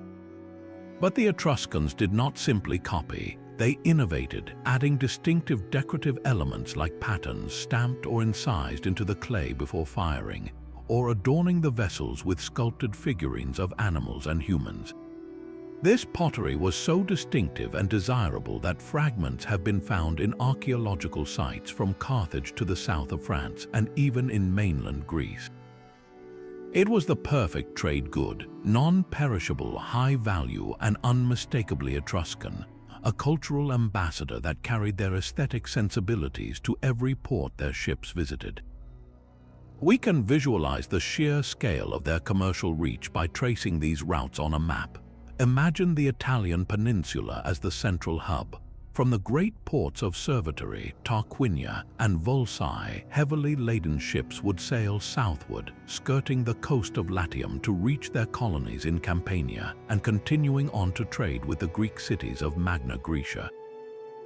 Other vessels struck out westward across the open sea, making the journey to the emporiums on Sardinia's eastern coast and from there to the powerful city of Carthage in North Africa. To the north, another major artery of trade ran up the coast to the Genoa region and into the Gulf of Lion, where the Etruscans established a thriving trade with the indigenous Ligurians and further west with the emerging Celtic cultures of southern France. At a site like Latara near modern Montpellier, archaeologists have unearthed ample evidence of this exchange. Etruscan baquero, wine amphorae, and bronze vessels traded for local goods. This northern route was especially critical for the wine trade. The Etruscans were major producers and exporters of wine, and their distinctive amphorae, used to transport this valuable commodity, have been found in shipwrecks and settlements all along the French coast. This vast, interconnected web of sea lanes transformed the Etruscans from a regional power into a key player in the first globalized economy of the ancient world. A civilization whose wealth and influence were built as much upon the mastery of the waves as the riches of their land. Descending into the cool, quiet earth of the Banditaxia necropolis, we arrive at a threshold unlike any other, the entrance to the tomb of the reliefs. Stepping across this boundary feels less like entering a grave and more like being welcomed into the home of a wealthy Etruscan family, a home whose owners have simply stepped out for a moment, leaving all their belongings behind for us to discover. Carved from the soft, volcanic tufa rock in the 4th century BCE, this is not a single burial chamber but a sprawling, multi-roomed hypogeum, a subterranean dwelling designed for an entire lineage. The central space, the atrium, is flanked by a series of funerary beds or clini carved directly from the rock, each one a final resting place for a family member. But what truly takes your breath away, what makes this tomb an unparalleled archaeological treasure, is not its size or its layout, but its decoration. The walls, the pillars, even the spaces around the beds are covered in stunning stucco reliefs, sculpted and painted to recreate, in meticulous detail, the vibrant, cluttered, and wonderfully familiar interior of a real Etruscan house. Look closely at these reliefs, and the entire world of the Etruscans springs to life in 3 dimensions. Here, hanging from a peg on a sculpted wall, is a set of kitchen utensils, a meat cleaver, a sieve, and a roasting spit, all rendered with such precision you can almost hear the sizzle of a family meal being prepared. On another panel, the tools of a scribe or an aristocrat are displayed: a folding stool, a strigil for cleaning the skin after exercise, and an inkwell, suggesting a life of business and learning. Then your eye is drawn to the armor and weapons: a formidable helmet, a round shield, and a sheathed sword, proudly declaring the martial status and the protective duty of the family's patriarch. But it is the inclusion of the personal, the affectionate, that truly bridges the millennia. Carved lovingly at the foot of one of the funerary beds is the family dog, a small, alert creature forever guarding his masters, his presence a poignant reminder that the love for a pet is a timeless human experience. Every object, from the mundane to the majestic, was chosen not at random, but with a profound and specific purpose. This was not a mere inventory of possessions, it was a carefully curated assemblage of identity. Each item spoke to a role, a skill, a memory, or a comfort, ensuring that every facet of the deceased's life, As a warrior, a host, a homemaker, an animal lover, was acknowledged and perpetuated for eternity. This extraordinary effort to replicate a domestic environment reveals the very heart of the Etruscan attitude toward death. They did not see the afterlife as a bleak, shadowy realm of ghosts like the Greek Hades, but as a direct continuation of the life they knew and cherished. The tomb was their domus aeterna, their eternal home. By surrounding themselves with the tools of their daily existence, they were performing a powerful act of spiritual sustenance. They believed the soul, or what they called the hintheal, continued to have needs, desires, and a social existence. The soul would need to eat, hence the kitchen tools. It would need to defend its status, hence the weapons. It would need the comfort of familiar companionship, hence the carved pet. This was a form of sympathetic magic, a way of ensuring that the pleasures and responsibilities of the earthly world were not lost but transfigured into a permanent state of being. The tomb was actively stocked with real food and drink during funeral feasts, and the family would return periodically to share meals with their ancestors, reinforcing this tangible link between the worlds. The Tomb of the Reliefs, therefore, is far more than a tomb. It is a machine for eternity, an engineered space designed to trick death itself into believing that life was simply carrying on, forever suspended in a moment of peaceful, well-appointed domesticity. The artistic technique used to create this immersive illusion was as sophisticated as the concept itself. The Etruscan artisans first carved the outlines of the objects directly into the soft tufa walls. Then they applied a layer of fine stucco, a mixture of lime and marble dust, into these recesses and over the surrounding surfaces, modeling the material to give the objects depth and volume. Before the stucco fully dried, they painted it in vibrant, lifelike colors. While much of the pigment has faded over the centuries, traces of red, blue, yellow, and black hint at how breathtakingly colorful this underground world would have been. Imagine the chamber illuminated by the flickering light of oil lamps, the flames catching the painted surfaces of the reliefs, making the shield gleam, the dog's coat look soft, and the kitchen metalware appear to glint. The shadows would have danced, animating the entire scene and creating an uncanny, living presence. This was not art for art's sake. It was functional, ritual art, its purpose to be as real and as effective as possible. The three-dimensional quality of the stucco, far more vivid than a simple painting, made the objects magically tangible, bridging the gap between representation and reality for the benefit of the souls residing within. When we compare the Tomb of the Reliefs to other famous Etruscan burial sites, its unique genius comes into even sharper focus. In the painted tombs of Tarquinia, like the Tomb of the Leopards, we witness the afterlife as a grand public spectacle, a never-ending symposium of music, dance, and feasting. It is a vision of the soul's public, social life. The Tomb of the Reliefs, by contrast, shows us the afterlife in its most intimate, private form. This is not the banquet hall. This is the home, the back rooms, the private quarters where real life unfolded. It complements the Tarquinian frescoes perfectly, giving us the other half of the story. It tells us that the Etruscans cared as deeply about the comfort of their domestic sphere in eternity as they did about the joy of public celebration. The attention to everyday items, the axe, the rope, the pitcher, speaks of a profound appreciation for the simple, tangible reality of living. It reveals a culture that found sanctity not only in grand temples and heroic deeds, but also in the warmth of the hearth, the utility of a well-made tool, and the quiet loyalty of a family pet.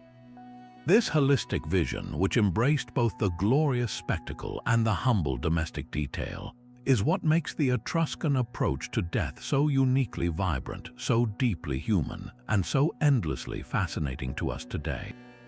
And yet, for all their skill in crafting entire worlds for the dead, perhaps no single object better crystallizes the vibrant, fierce, and technically sublime spirit of the Etruscans than a creature born entirely from fire, myth, and metal, the chimera of Arezzo.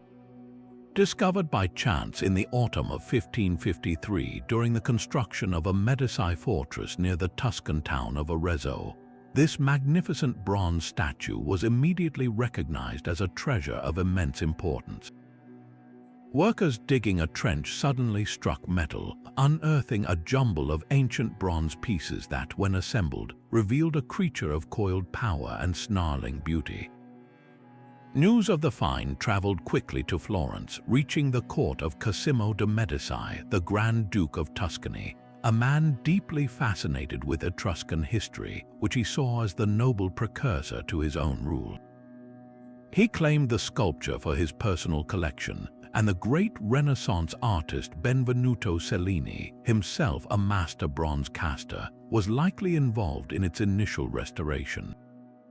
The chimera was cleaned, its missing parts, the tip of the tail and one of the serpent's heads, were noted, and it took its place as a cornerstone of the Medici antiquities, a tangible link to the ancient genius of the land they governed. It has remained one of the most iconic artifacts of the Etruscan world ever since, a masterpiece that seems to breathe even in its stillness.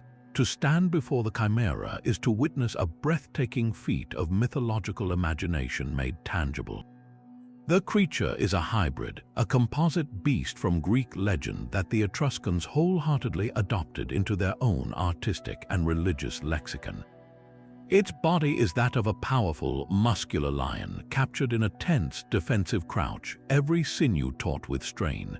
From its shoulders erupts the head and neck of a goat, straining backward as if in agony, while its tail transforms into a hissing serpent, its head now lost to time, poised to strike at the lion's own horns. This is not a static portrait, it is a narrative frozen in a single, desperate moment. The chimera is wounded, a deep gash is visible on its rear haunch, and its head is thrown back in a silent, defiant roar, a roar we can almost hear echoing across the millennia. The entire sculpture is a whirlwind of contained motion and psychological intensity, a far cry from the serene idealism of later classical Greek art. This is pure Etruscan vitality, a preference for capturing the raw, emotional climax of a story, the moment of supreme struggle. The statue's creation in the early 4th century BC placed it at the very pinnacle of Etruscan bronze working, a craft for which they were celebrated throughout the Mediterranean. The process used was the lost wax technique, a complex and demanding method that required extraordinary skill. Artisans would first create a precise clay core in the shape of the chimera. This core was then covered in a layer of beeswax, which the sculptor would carve and model into the final, intricate details. The lion's textured mane, the individual ribs visible through its skin, the scales of the serpent. The wax model was then encased in a fire-resistant clay mold, and pins were driven through to hold the core in place.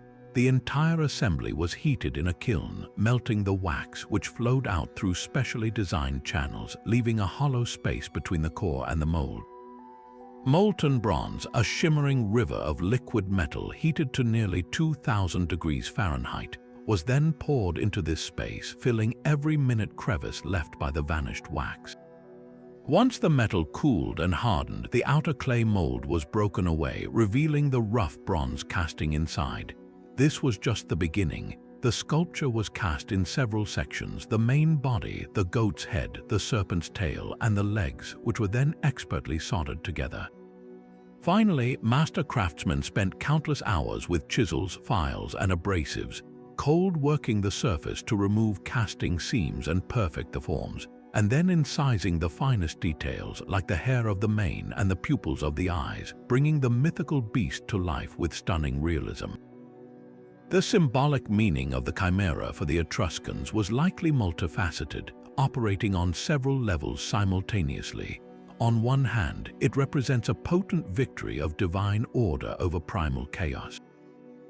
In the Greek myth, the hero Bellerophon, riding the winged horse Pegasus, was sent to slay the fire-breathing monster that was ravaging the land of Lycia.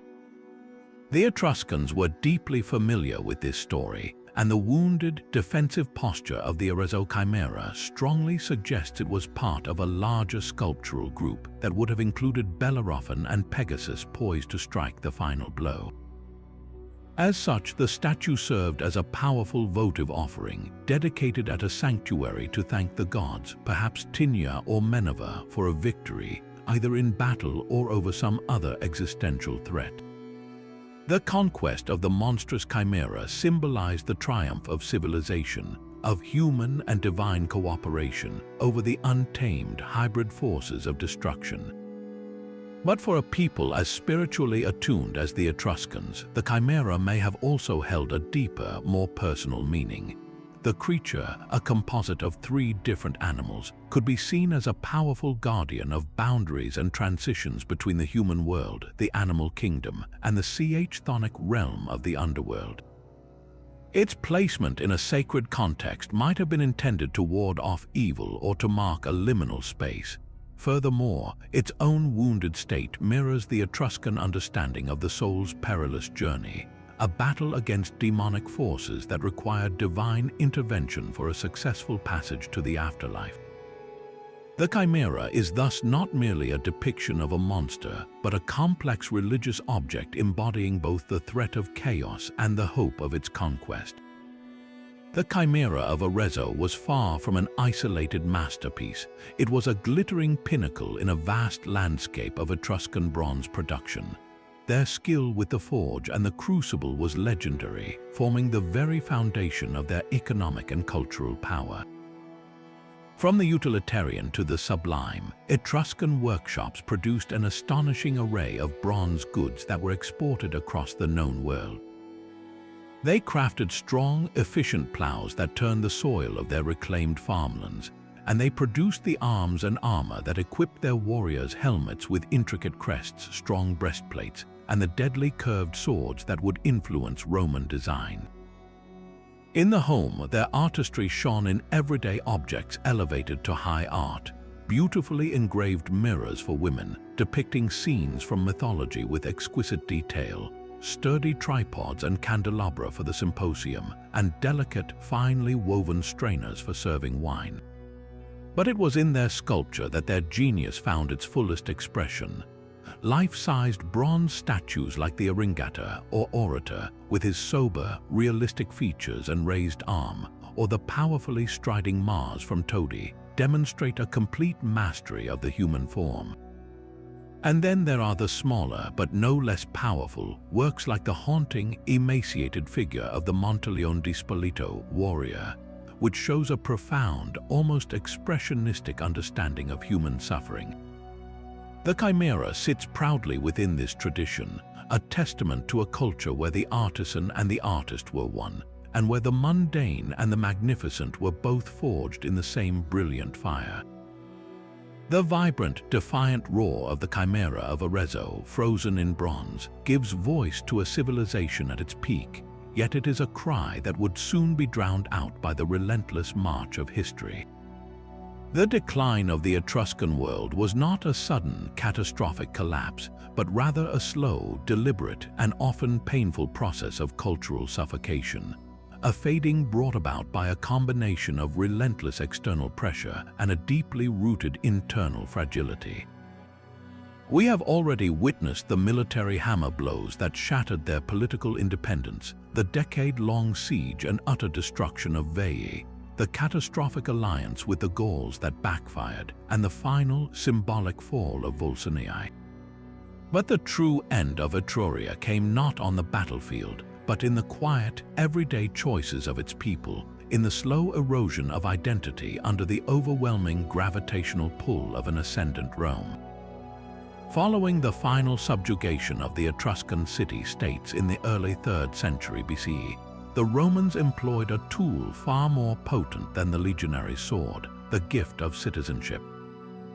Initially, the Etruscans were granted civitas sine suffragio, citizenship without the right to vote, a status that conferred the burdens of Roman law and military service, but withheld the full privileges of political participation. This was a brilliant, if cynical, strategy. It bound the Etruscan elite to the Roman state, giving them a stake in its stability and systematically redirecting their ambitions away from local pride and toward the opportunities available within the vast new Roman system. An ambitious young noble from Perugia or Cortona no longer dreamed of leading his city in the League of 12 Peoples.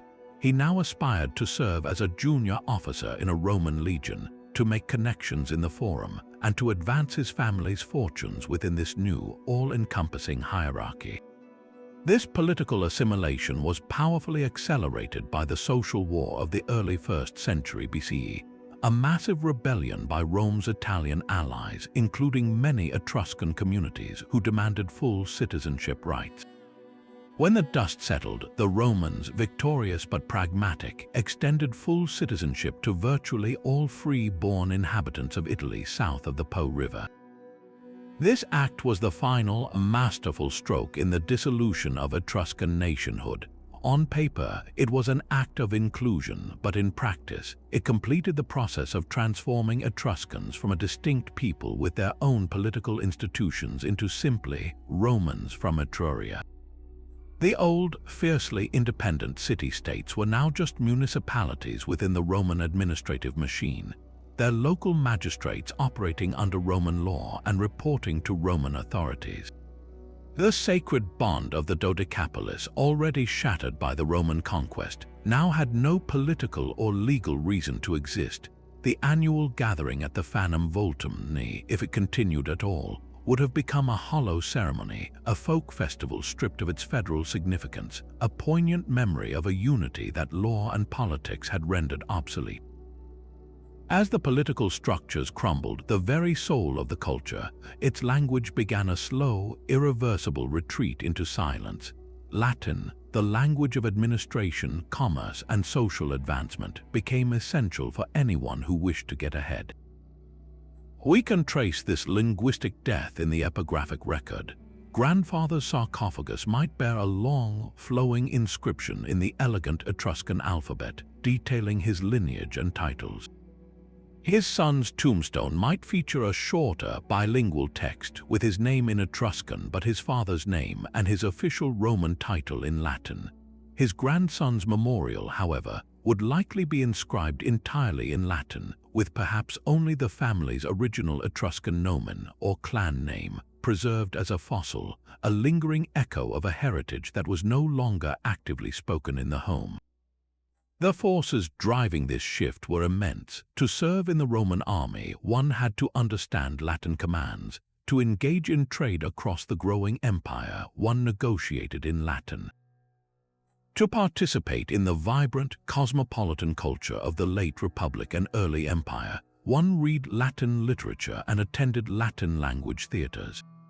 Etruscan, with its non-Indo-European roots and lack of a living literary tradition beyond religious texts, had no chance in this contest.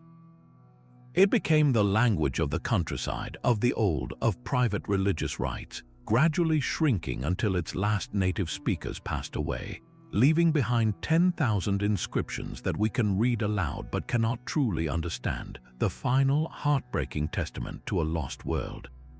Yet, in a profound and lasting irony, even as the Etruscan language faded from daily use, one aspect of their culture proved so powerful that the Romans could not and would not let it die: their religion.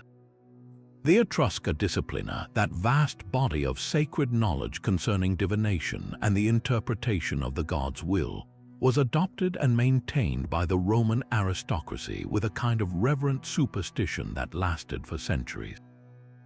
Long after the last Etruscan city had lost its independence, the Roman Senate continued to consult Etruscan haruspices before every major military campaign or in times of great crisis, such as after a terrible plague or a frightening omen like a lightning strike on a temple.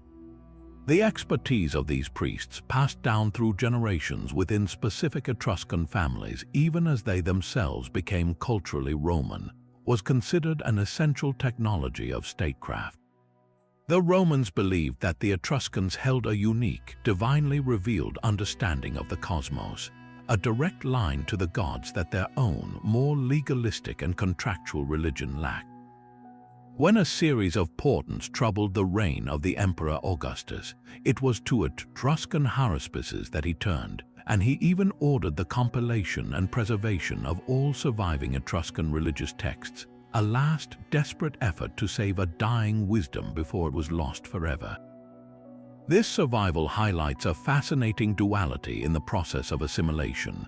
Even as Rome systematically dismantled Etruscan political and linguistic identity, it held onto the very spiritual heart of that culture, recognizing it as a source of power and stability that its own traditions could not replicate. The final stage of this cultural absorption played out in the most intimate spaces of life: the home, the wardrobe, and the family tomb. The Etruscan elite, eager to demonstrate their Romanitas or Romanness, began to adopt Roman customs, fashions, and architectural styles. The spacious atrium house, with its inward-facing focus, became the standard for wealthy Etruscans, replacing older local designs. They began to follow Roman burial practices, such as inhumation in simple stone sarcophagi, moving away from the elaborate, house-like chamber tombs filled with banqueting paraphernalia. The vibrant, joyful frescoes of the Tarquinian tombs gave way to more somber, Roman-style portraits.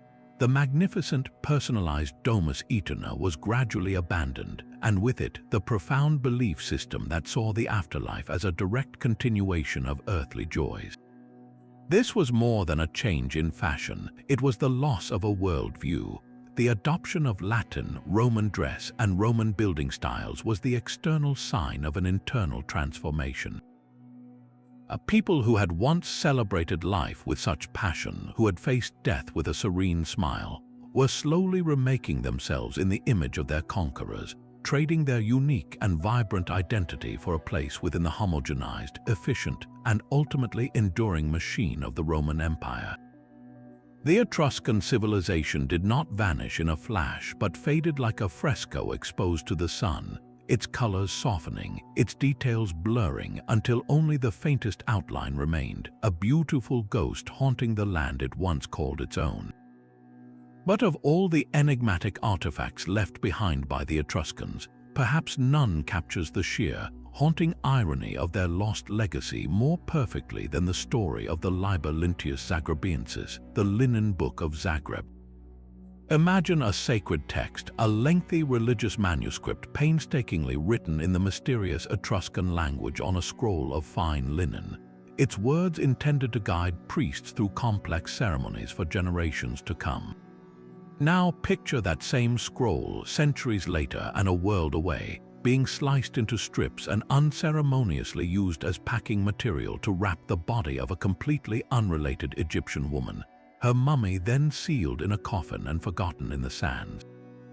This is not a work of fiction. It is the true, bizarre journey of the longest Etruscan text ever discovered, a profound cultural treasure that survived only by being repurposed as mundane mummy cloth, its sacred words lying in silent ignorance against the skin of the dead for 2,000 years.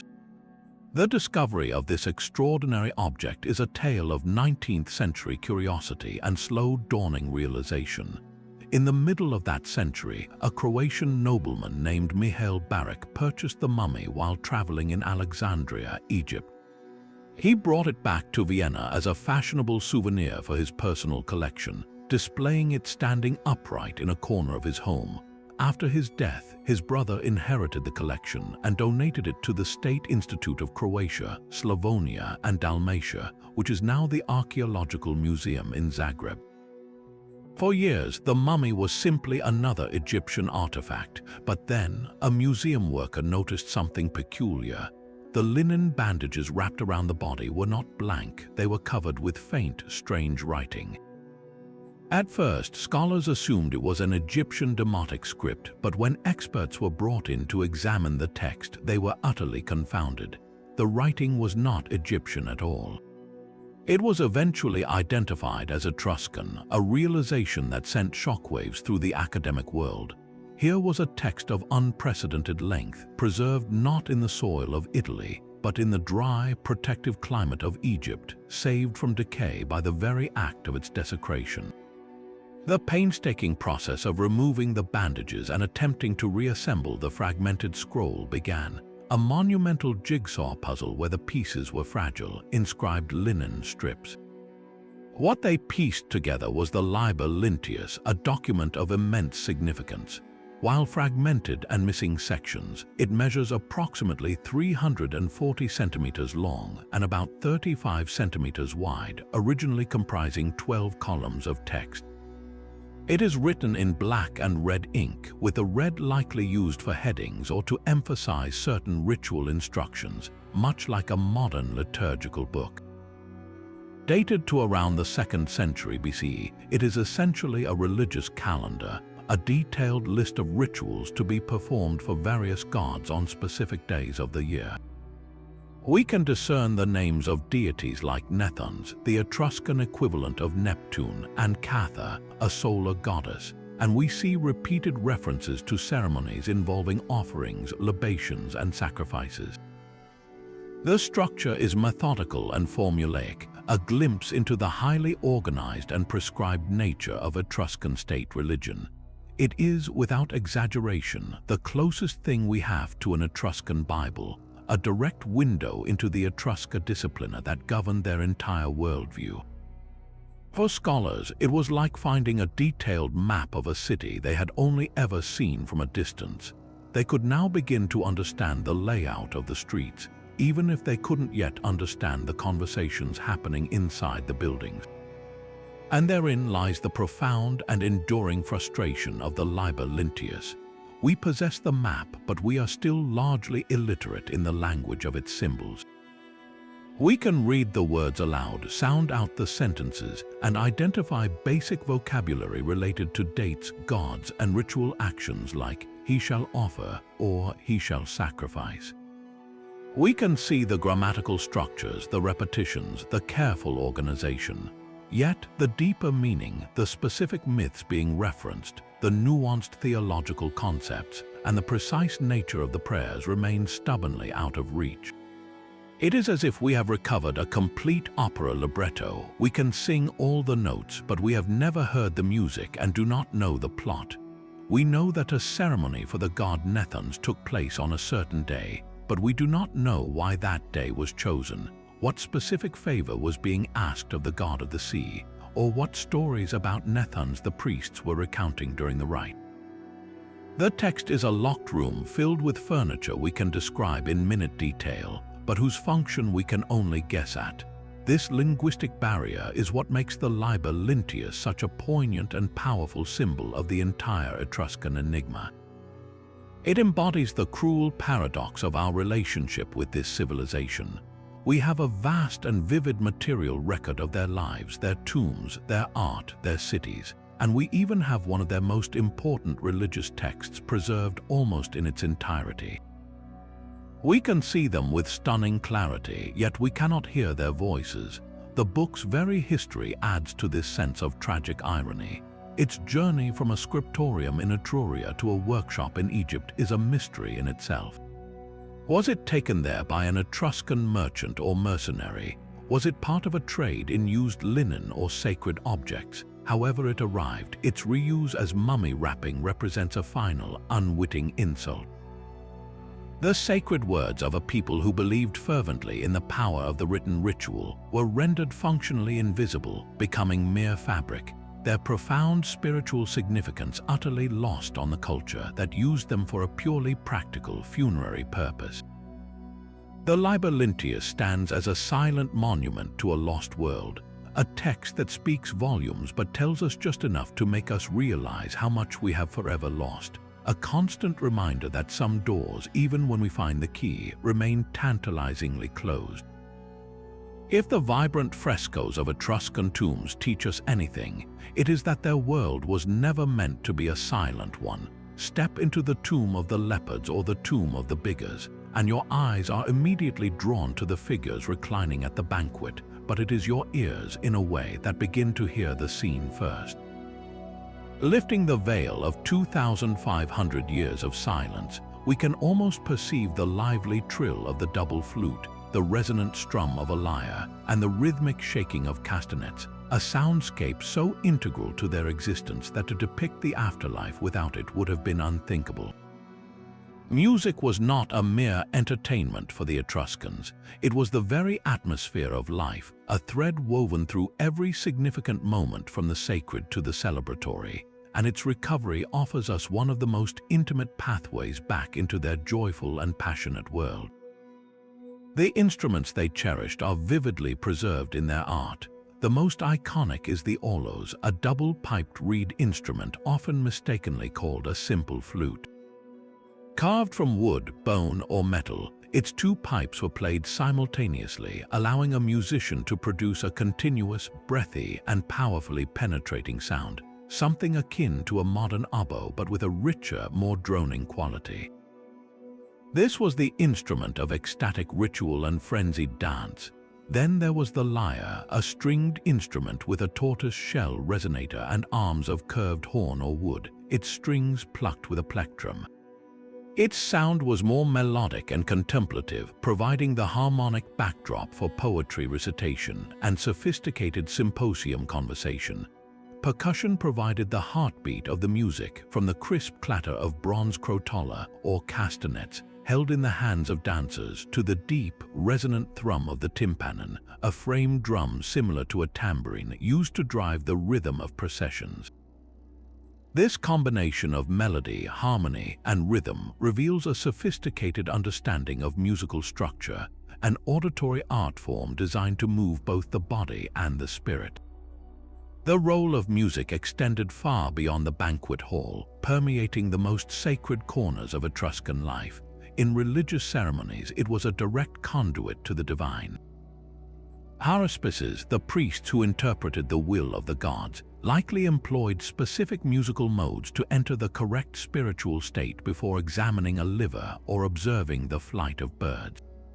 The powerful, reedy sound of the aulos was believed to induce a state of trance or heightened awareness, bridging the gap between the human and divine realms. During processions honoring gods like Tinia or Uni, the air would have been thick with the sound of pipes and drums, a public, joyous noise meant to attract the favor of the deities and involve the entire community in the act of worship. This sacred function bled seamlessly into the funerary sphere. The elaborate funeral ceremonies depicted on tomb walls were not somber, quiet affairs, but vibrant send-offs filled with music and dance. The same musicians who played at a noble's banquet would perform at his funeral, their music serving a dual purpose: to honor the deceased with the sounds they loved in life, and to provide a spiritual escort for the soul on its perilous journey to the afterlife. The rhythmic beating of the drum and the hypnotic melody of the pipes were thought to ward off malevolent spirits like Charon and to guide the Hinthiel, the soul, safely to the next world. This joyful noise accompanying death was a profoundly different concept from the mournful dirges of other contemporary cultures, perfectly encapsulating the Etruscan belief that death was a transition to another, equally vibrant stage of existence, a party to which you were simply moving. The contrast with their eventual conquerors, the Romans, could not be more stark. The early Romans viewed music with deep suspicion, considering it an effeminate and morally corrupting influence from the East, particularly from the Etruscans and Greeks. To the austere, militaristic Roman mind of the early Republic, music had no place in the serious business of running a state or leading an army. A Roman citizen was expected to be a soldier and a statesman, not a musician. While the Romans did eventually adopt musical instruments for military signals like the tuba and the cornu, this was a purely functional application, devoid of artistic or spiritual significance. The idea of men and women reclining together at a banquet, enjoying the sensual pleasures of music, was anathema to the Roman ideal of female virtue and male discipline. This cultural chasm is perfectly illustrated by a Roman historian's shocked account of an Etruscan nobleman who, while dining, had his own personal slave musician perform for him, a level of personal luxury and artistic indulgence that a contemporary Roman would have found disgraceful.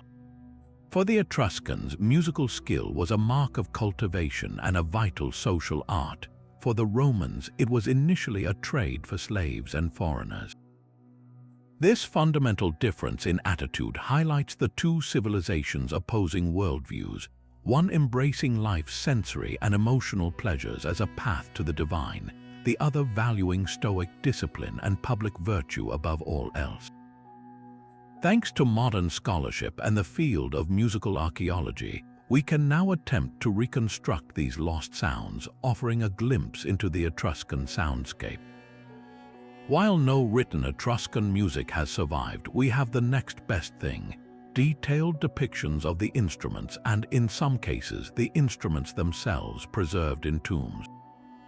Archaeologists have uncovered actual bronze crotola, lyre bridges, and even the delicate reed mouthpieces for oloi.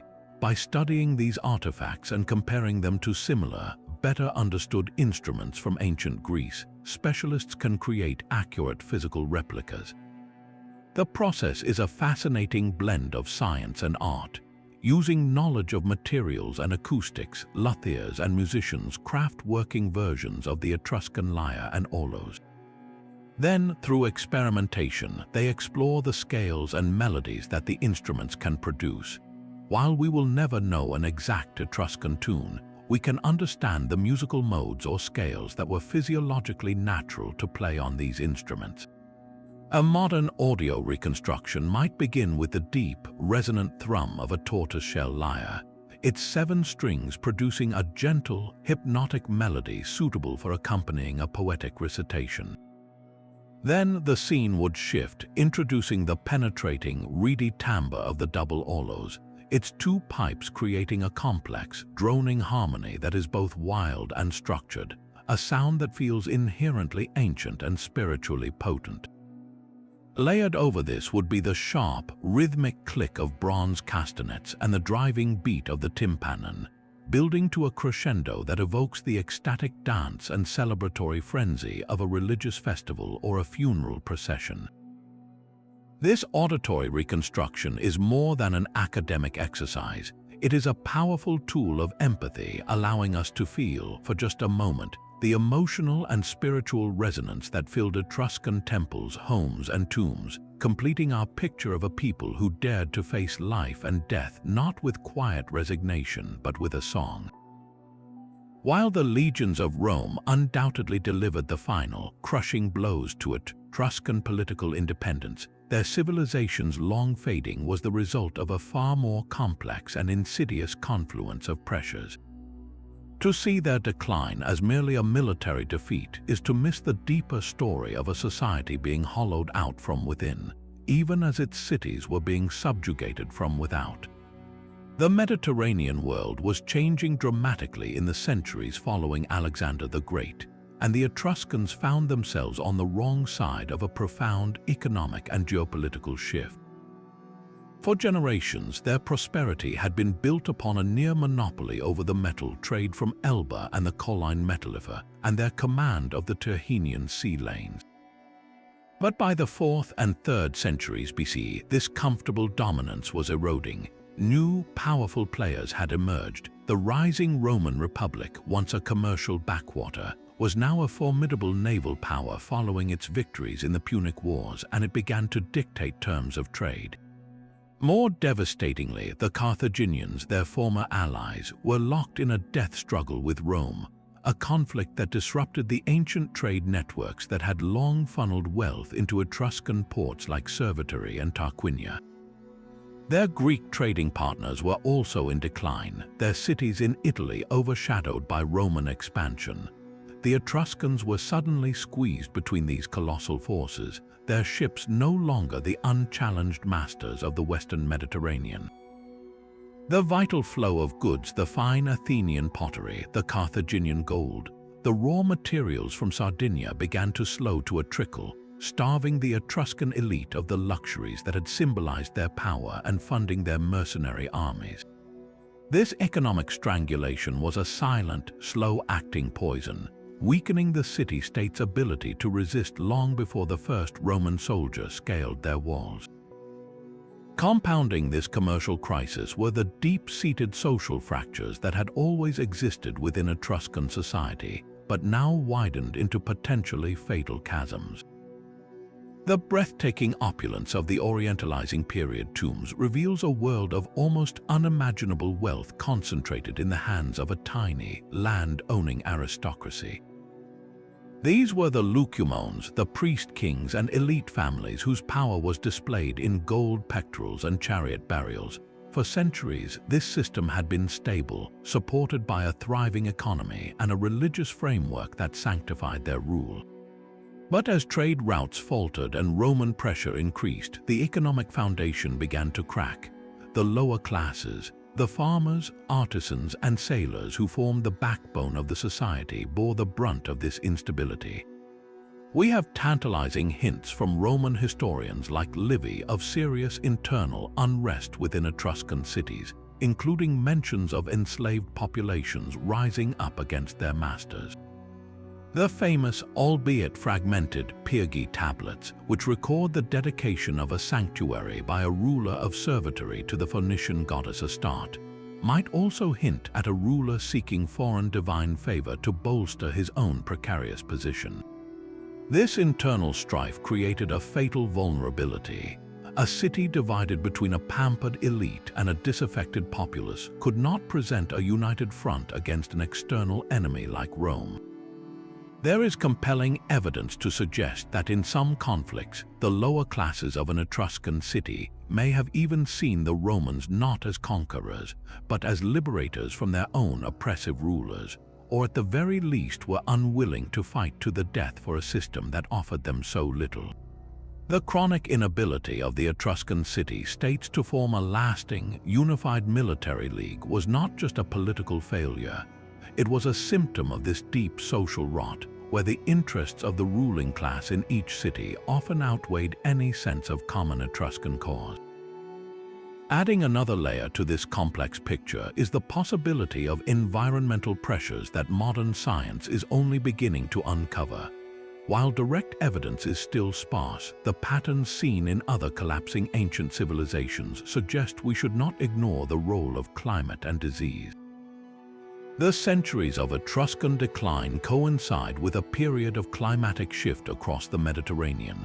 Paleoclimatologists studying lake sediments and tree rings have identified episodes of increased aridity and unpredictable rainfall patterns around this time. For a civilization whose agricultural wealth was so dependent on sophisticated but vulnerable drainage systems, a prolonged drought could have been catastrophic. The cuniculi, those marvels of engineering that drained their marshlands, would have been useless without consistent rainfall to replenish the water table and feed the canals. A series of poor harvests would have led to famine, social unrest, and a weakened population, making them more susceptible to the final blow of conquest. Furthermore, the increased movement of armies and traders during this turbulent era likely facilitated the spread of pandemic disease. While no specific plague is recorded in Etruria, the known plagues that ravaged the Roman Republic in subsequent centuries could have had earlier, unrecorded outbreaks that swept through the densely populated Etruscan centers. A population grappling with malnutrition and novel illnesses would have had little strength left to resist the disciplined, well-supplied legions marching north from Rome. This multifaceted collapse, economic, social, and environmental, transforms the story from a simple tale of military victory and defeat into a profound historical tragedy. The Etruscans were not merely conquered, they were a complex society buckling under a perfect storm of pressures, both man-made and natural, their vibrant world fading away not with a single roar but with a long, drawn-out sigh. For centuries after their civilization was absorbed by Rome, the Etruscans existed as little more than a ghost in the Italian landscape, their memory preserved only in the scattered writings of Roman historians and the crumbling, overgrown ruins that local folklore attributed to giants or demons. Their grand re-entry into the world began not with a scholarly revelation, but with the clandestine, often illegal, work of treasure hunters. In the rolling hills of Tuscany and Lazio, farmers plowing their fields would sometimes break through the earth into a hollow space, uncovering the entrance to a long-forgotten tomb. These tomberoli, as they came to be known, were the first in the modern era to lay eyes on the vibrant frescoes and golden treasures of the Etruscan elite. Their motives were purely mercenary, driven by a burgeoning antiquities market fueled by the tastes of wealthy nobles and the papal court. Working by flickering torchlight, they would strip the chambers of their most portable and valuable objects: gold jewelry, bronze figurines, and fine pottery, leaving behind the larger, less easily sold artifacts and, most tragically, destroying the archaeological context that would have given those objects their true historical meaning. A magnificent gold fibula might end up in a cardinal's private collection, admired for its craftsmanship but utterly divorced from the story of the person who wore it, the city they lived in, or the beliefs that surrounded its creation. This era of plunder was catastrophic for the historical record, but it was also the necessary spark. The sheer beauty and strangeness of the objects that began to circulate could not be ignored, whispering of a sophisticated and powerful culture that predated Rome itself and demanding a more formal inquiry. The systematic, if still deeply flawed, study of this lost world began in earnest during the 18th century, an age of Enlightenment curiosity and aristocratic grand tours. Wealthy British, German, and French travelers, completing their cultural education in Italy, developed a voracious appetite for antiquities, creating a booming market that institutionalized the excavation of Etruscan sites. This period saw the rise of the excavator-collector, a figure who combined the roles of adventurer, scholar, and entrepreneur. Perhaps the most famous of these was a Scottishman named Sir William Hamilton, the British envoy to the Kingdom of Naples.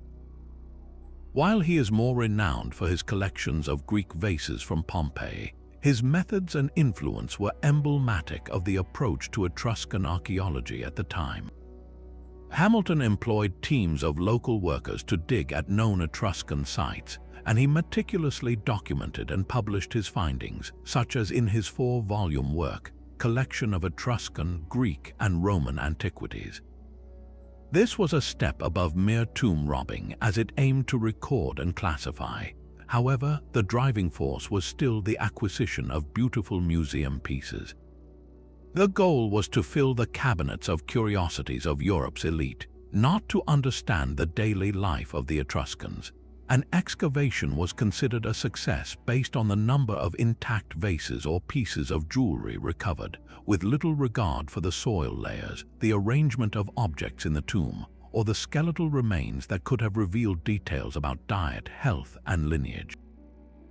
These early digs, like the sensational opening of the Regalini Galassi tomb in Servatory in 1836, produced breathtaking treasures that stunned the world, but they were conducted like a smash-and-grab operation, ripping the jewels from the corpse of history without pausing to read the will.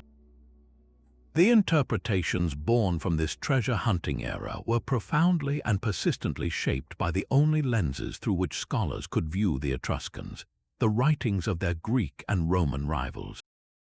Since the Etruscan language remained undeciphered and no native Etruscan literature was known to survive, historians were forced to rely exclusively on external accounts.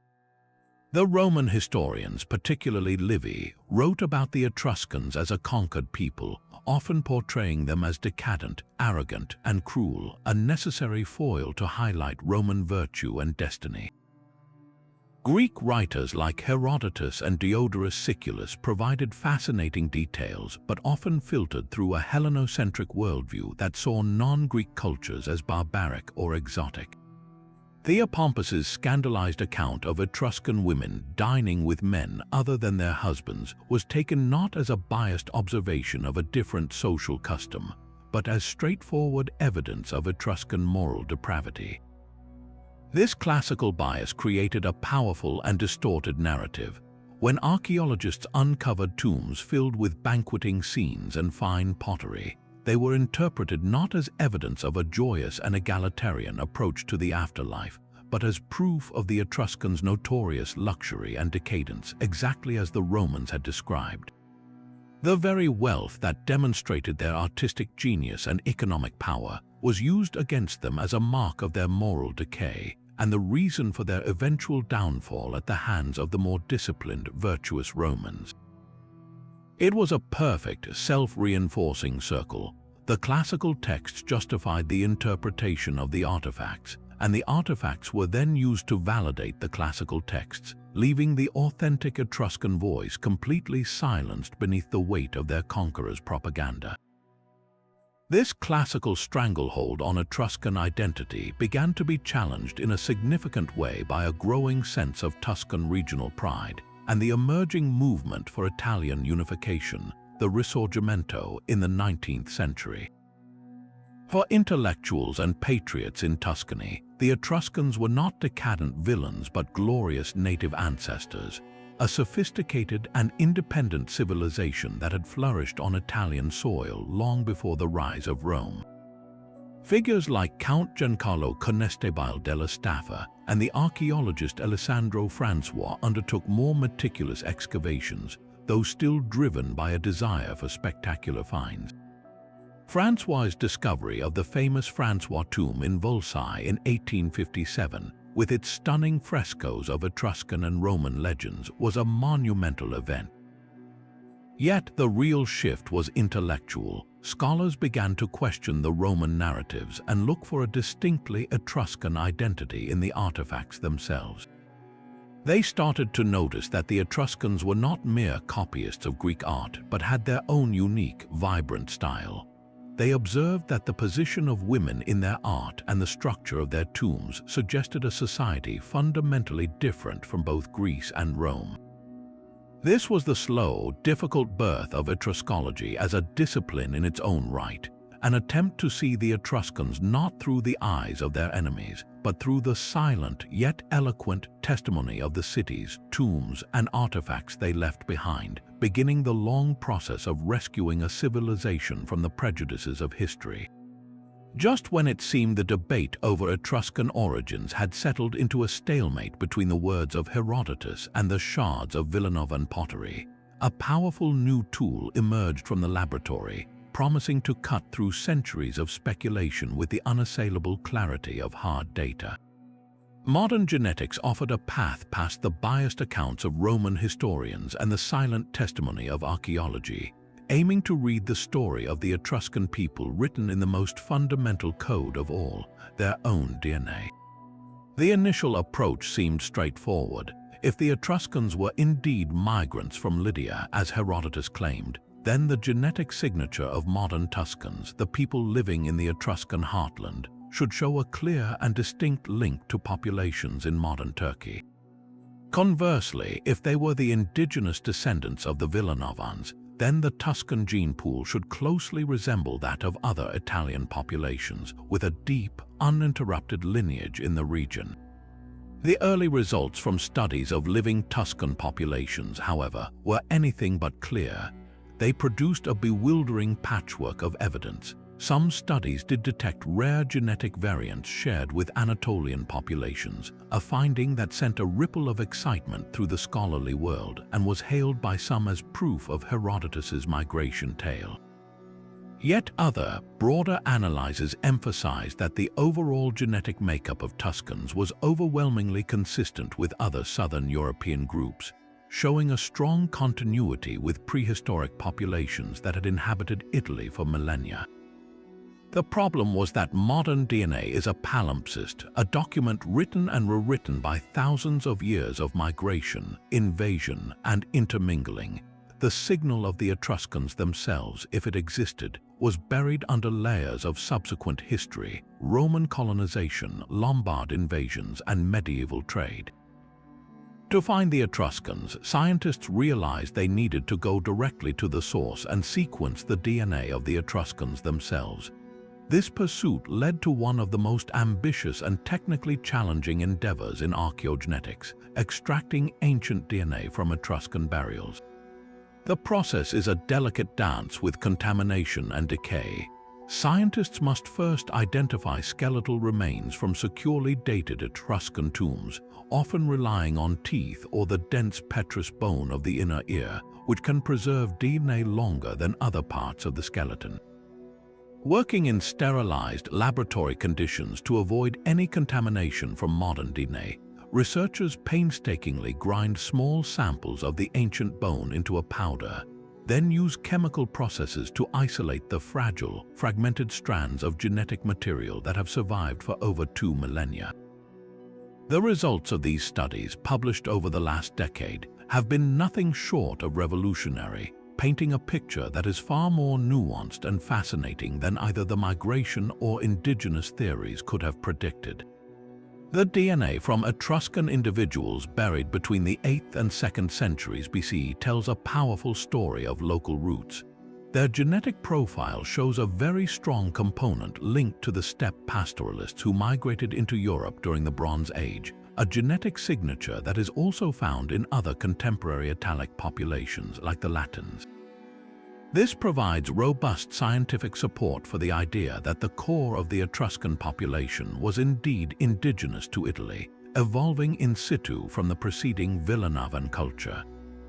There is no evidence in the ancient DNA of a sudden, massive influx of people from the Near East that would correspond to Herodotus's story of a migration led by Prince Tyrrhenus. Yet the story does not end there. The genetic data also reveals a subtle but significant thread connecting the Etruscans to the Eastern Mediterranean. Alongside the dominant steppe-related ancestry, the Etruscan genomes show traces of ancestry from ancient Anatolia, the very region Herodotus identified as their homeland. This is not the signature of a mass migration, but rather of long-term, sustained contact. It suggests that throughout their history, the Etruscans were not an isolated people. Their powerful fleet and far-reaching trade networks, which brought them into contact with Phoenicians, Greeks, and Cypriots, also facilitated the movement of people. This could have been through the intermarriage of Etruscan elites with noble families from the east, the settlement of skilled Anatolian metalworkers in Etruscan ports, or the integration of slaves and traders from across the sea. The genetic evidence beautifully corroborates the cultural evidence from the Orientalizing period. The exotic influences seen in their art and luxury goods were accompanied by a real, albeit limited, flow of people. This creates a wonderfully complex synthesis. The Etruscans were primarily a local people, their biological and cultural foundation firmly rooted in the Italian soil, but they were also cosmopolitan, eagerly absorbing genes, ideas, and styles from across the ancient world and weaving them into the unique tapestry of their civilization. Perhaps one of the most poignant discoveries from the ancient DNA concerns the relationship between the Etruscans and their Roman conquerors. For a long time, a key question was whether the Etruscans were genetically replaced or simply culturally assimilated. The genetic evidence strongly points toward the latter. Studies have shown a clear genetic continuity between the Etruscan populations and the subsequent Roman and medieval individuals buried in the same regions. The Etruscan genetic signature did not disappear, it was absorbed. The data suggests that the political conquest of Etruria was not followed by a large-scale population replacement. Instead, over generations, the Etruscans intermarried with their Roman neighbors and rulers, their distinct genetic profile gradually blending into the wider Italian gene pool. This makes their cultural disappearance all the more profound. Their language faded not because they were wiped out, but because their descendants, for social, political, and economic reasons, chose to speak Latin. Their religious practices were abandoned not by force, but because the new generation found more opportunity in adopting the customs of the ascendant Roman state. The DNA tells us that the Etruscan people never really left. They are, in a very real biological sense, the ancestors of the modern Tuscans. Their civilization, however, its unique language and worldview, was a cultural edifice that, once dismantled, could not be rebuilt, leaving only its genetic substrate and its magnificent material legacy behind. This ancient civilization, though politically extinguished by Rome, refused to remain forever buried. Just as their own culture had been supercharged by contact with the East, their artistic spirit would one day re-emerge to inspire a new age of European genius, a rebirth rooted in the very soil of their lost homeland. While the Roman Empire crumbled and the Middle Ages unfolded, the Etruscans slept, their tombs sealed and their cities abandoned to pastureland. But in the 14th and 15th centuries, a new curiosity began to stir in Italy. Scholars and artists looking back to the classical world for inspiration weren't only interested in the grand monuments of Rome, they also began to notice strange, older artifacts coming to light. Farmers tilling fields in Tuscany would occasionally unearth intricate bronze figurines or fragments of dark, lustrous Baccaro pottery. These objects were clearly ancient, but they did not look Roman. They possessed a raw vitality and a distinct style that captivated the imagination. This slow, steady trickle of discoveries ignited a fascination with Italy's most ancient inhabitants, a trend that would blossom into a full-fledged intellectual and artistic movement known as Etruscaria. The epicenter of this revival was, fittingly, the heart of the old Etruscan world, Tuscany. The powerful and ambitious Medici family who ruled Florence saw in these mysterious antiquities a powerful tool. By championing the study of the Etruscans, they could craft a narrative of a glorious pre-Roman past for their domain, asserting a cultural and historical legitimacy that rivaled that of Rome. Cosimo de' Medici and his successors became avid collectors, sponsoring organized excavations and filling their private chambers with Etruscan bronzes, carved gems, and that most spectacular of finds, the Chimera of Arezzo. This magnificent bronze statue, discovered in 1553, became a crown jewel of the Medici collection. Artists and scholars flocked to see it, marveling at its coiled energy, its emotional intensity, and its breathtaking technical mastery. Here was a tangible link to an ancient, sophisticated culture that had flourished right in their backyard, a civilization whose artistic power seemed to speak directly to their own desire to break free from medieval conventions and embrace a more dynamic, expressive form of art. No artist embodied this inspiration more profoundly than the towering genius of the High Renaissance, Michelangelo Buonarroti. While we often associate him with the perfection of classical Greek and Roman sculpture, his work reveals a deep affinity for the Etruscan aesthetic. He spent a great deal of his youth in the Medici Gardens, which were essentially an open-air museum of antiquities, where he would have studied these newly discovered Etruscan and Roman pieces firsthand. The influence is palpable. Look at the powerful, muscular figures in his famous Battle of the Cassina cartoon, with their tense, twisting bodies caught in a moment of supreme exertion. They do not possess the serene, idealized calm of a Greek Apollo. Instead, they have the raw, explosive energy and emotional charge of an Etruscan warrior or the fierce determination of the Apollo of Veii. This is not the balanced harmony of the high classical period, but something older, more primal, and more psychologically immediate. Furthermore, Michelangelo's profound love for the medium of terracotta directly connects him to the Etruscan tradition. While his marble David is iconic, he also created powerful, rapidly modeled terracotta sketches and sculptures, a medium the Etruscans had perfected for their own grand works, like the life-sized sarcophagus of the Spouses. For Michelangelo, terracotta allowed for a spontaneity and a visceral power that echoed the expressive force he saw in the ancient artifacts emerging from the Tuscan earth. This Etruscan influence extended beyond sculpture into the very principles of Renaissance art and thought. The Etruscan emphasis on capturing the human form in moments of intense drama and emotion resonated with the Renaissance pursuit of terribilità, a sense of awe-inspiring, sublime power. The way Etruscan sculptors conveyed inner feeling through gesture and facial expression, as seen in the pained roar of the Chimera or the serene smile of the sarcophagus of the Spouses, provided a powerful alternative model to the sometimes detached idealism of Greek art.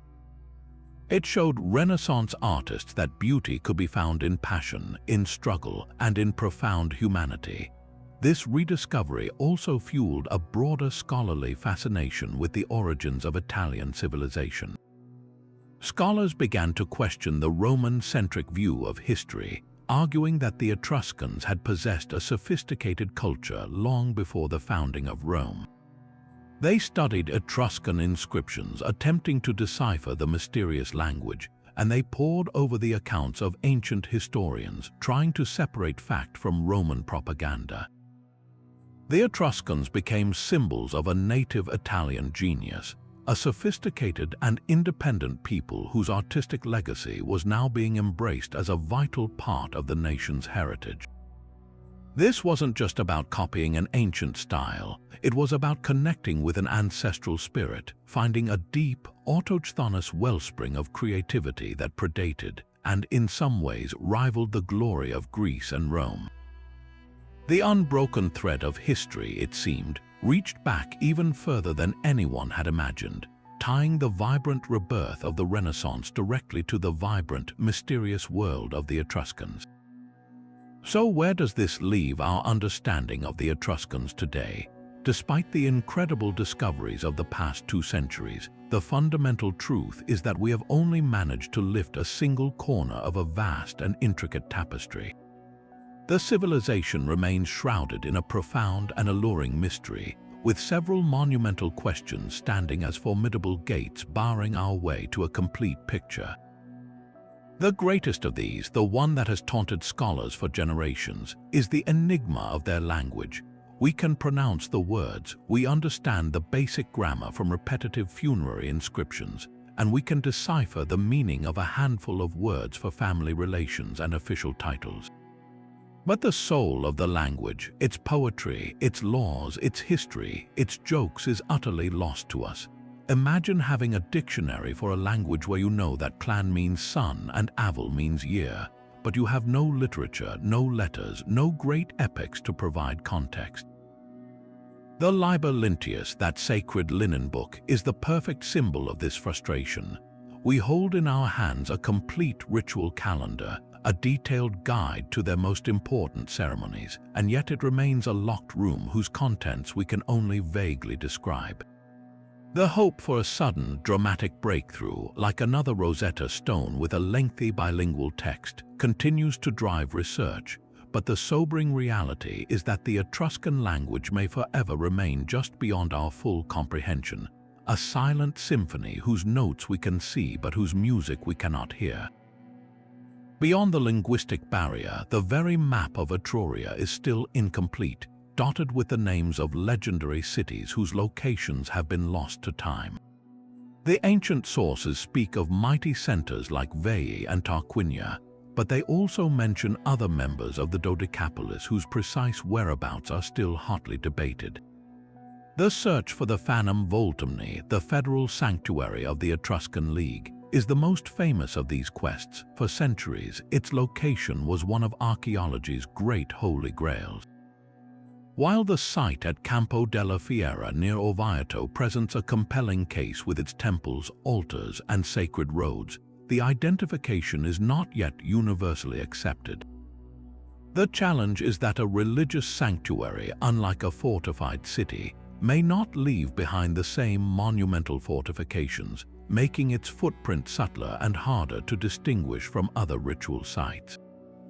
But the hunt does not stop there. Other lost settlements mentioned in passing by Roman historians are believed to lie hidden beneath modern towns or within dense, unexplored forests. Finding them would not merely add dots to a map, it would fundamentally reshape our understanding of Etruscan political geography, trade routes, and the true extent of their territorial control. Each undiscovered city represents a missing chapter in their collective story, a void where an entire community's unique traditions, artistic styles, and political influence are waiting to be rediscovered. To solve these geographical puzzles, archaeologists are no longer relying solely on shovels and intuition. They are now armed with a suite of powerful technologies that allow them to see what lies beneath the earth without breaking ground. One of the most revolutionary of these is LiDAR, which stands for light detection and ranging. This involves mounting a laser scanner on an airplane or drone and flying it over a landscape, even one covered in dense vegetation. The laser pulses penetrate the forest canopy and bounce back from the ground surface, creating a highly detailed, three-dimensional topographic map of the terrain. With LiDAR, what appears to the naked eye as an impenetrable thicket or a rolling hill is revealed to be a landscape sculpted by human hands. It can expose the faint outlines of long-buried roads, the foundations of forgotten buildings, and the intricate networks of drainage tunnels and cuniculi that are invisible from the surface. In central Italy, LiDAR surveys are being used to map the hinterlands of known Etruscan cities, revealing the full extent of their agricultural systems, their satellite villages, and their defensive networks, painting a picture of a much more densely populated and meticulously managed territory than we ever imagined. The technological toolkit does not end there. Ground-penetrating radar, or GPR, is another non-invasive method that sends radar pulses into the ground to detect buried structures. It is particularly effective for locating walls, tombs, and other architectural features just below the surface. Meanwhile, magnetometry measures slight variations in the Earth's magnetic field caused by buried features. A buried stone foundation or a fired clay kiln will create a different magnetic signature than the surrounding soil, allowing archaeologists to map entire city layouts before a single trench is dug. At a site like Poggio Colla, an Etruscan settlement in the Mugello Valley of Tuscany, these methods have guided excavations to remarkable finds, including a sanctuary that yielded a rare inscribed ceramic vessel bearing one of the longest known Etruscan religious texts. These technologies are transforming archaeology from a slow, destructive process of digging trial trenches into a precise surgical science. They allow researchers to ask bigger questions about how Etruscan cities functioned as a network, how the countryside was organized, and how their infrastructure supported their large populations, moving beyond the tombs of the elite to understand the lives of the common people. And what of those lives beyond the elite? This is another of the great, unanswered questions. The vast majority of what we know about the Etruscans comes from the extravagant tombs of the aristocracy. We know the names of the wealthy, we see their banquets, and we admire their gold. But what about the farmers who tilled the land, the sailors who manned the ships, the artisans who produced the Baccaro pottery?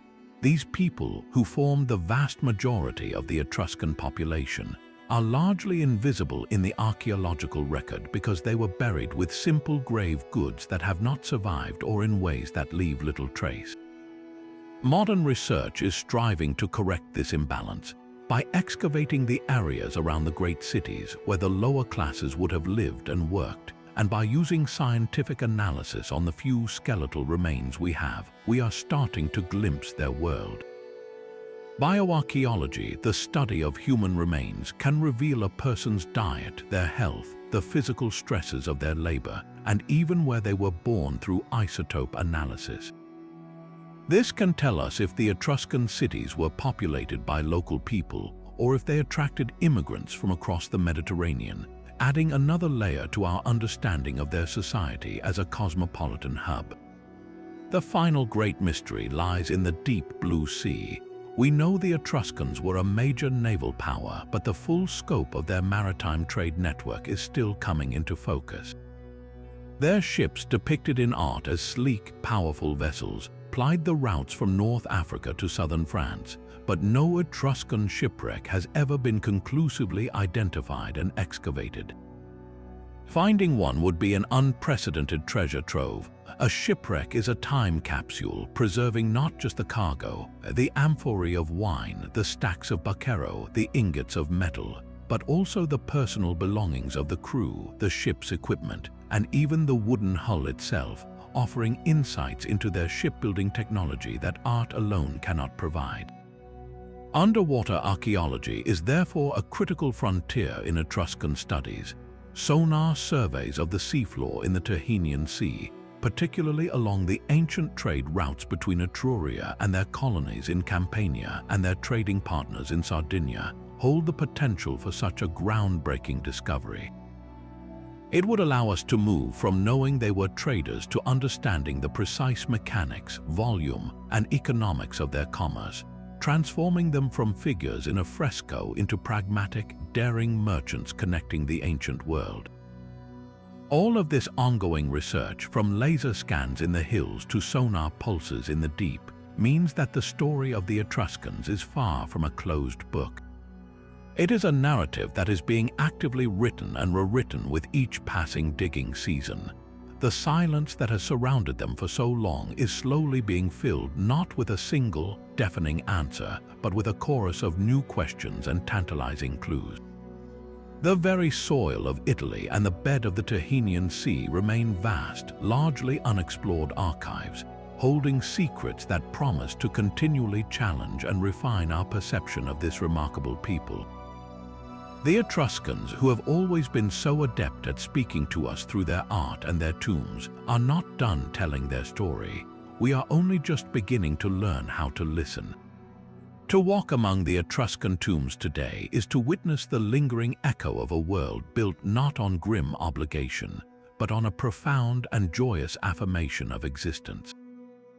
They were a people who, by all accounts, chose to embrace life with an unparalleled passion, surrounding themselves with music, feasting, and the companionship of equals, and who carried that very same celebratory spirit with them into the realm beyond.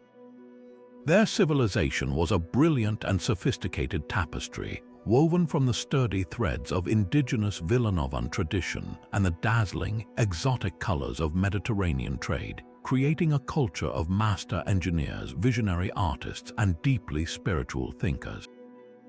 They drained malarial swamps to create fertile plains, forged bronze masterpieces that seemed to pulse with life, and built cities upon defensible cliffs, their cyclopean walls a testament to both their power and their profound understanding of the land. And in perhaps their most enduring legacy, they became the quiet, foundational teachers of a young and ambitious Rome, gifting their future conquerors the very symbols of authority, the sacred arts of divination, and the engineering principles that would one day underpin a vast empire. Yet, for all we have uncovered, for all the golden pectorals and painted tombs that have been brought into the light, the Etruscan world remains one of history's most captivating and gentle mysteries. We can trace the lines of their cuniculi, sound out the words of their inscriptions, and map the routes of their trade ships, but the inner world of their thoughts, their jokes, their private hopes and fears remains locked away, a conversation we can overhear but never truly join. This is the poignant beauty and the profound frustration of their story. We can see them with such stunning clarity, yet their voice reaches us only as the faintest, most alluring whisper. There is a particular tenderness in the knowledge that the very things that made their civilization so unique, their vibrant social freedom, their distinct language, their joyous approach to the afterlife, were also the very qualities that slowly faded away as they were absorbed into the homogenizing culture of Rome. They did not vanish in a fiery cataclysm, but through a gradual cultural suffocation, their identity dissolving like a fresco exposed to the sun, its colors softening until only the ghost of an outline remained. The search for their truth is far from over. With every pass of a LiDAR scanner over the Tuscan landscape, with every new DNA sequence pulled from an ancient tooth, and with every fresh analysis of a faded inscription, we add another piece to the grand mosaic. The location of the Fanum Voltumni, the full meaning of the Liber Lintius, the daily lives of the common people, these are just a few of the grand puzzles that continue to beckon. The story of the Etruscans is not a closed book resting on a dusty shelf. It is a living narrative, one that is still being actively written in the soil of Italy and the depths of the Tyrrhenian Sea. We invite you now to become a part of this ongoing discovery. What aspect of this enigmatic civilization resonates most deeply with you? Is it the fearless spirit of their women, the haunting beauty of the chimera of Arezzo, or the quiet mystery of their undeciphered language? Share your own thoughts and reflections in the comments below. Let's continue this conversation together, listening for the echoes of a people who, even in their silence, have so much left to teach us.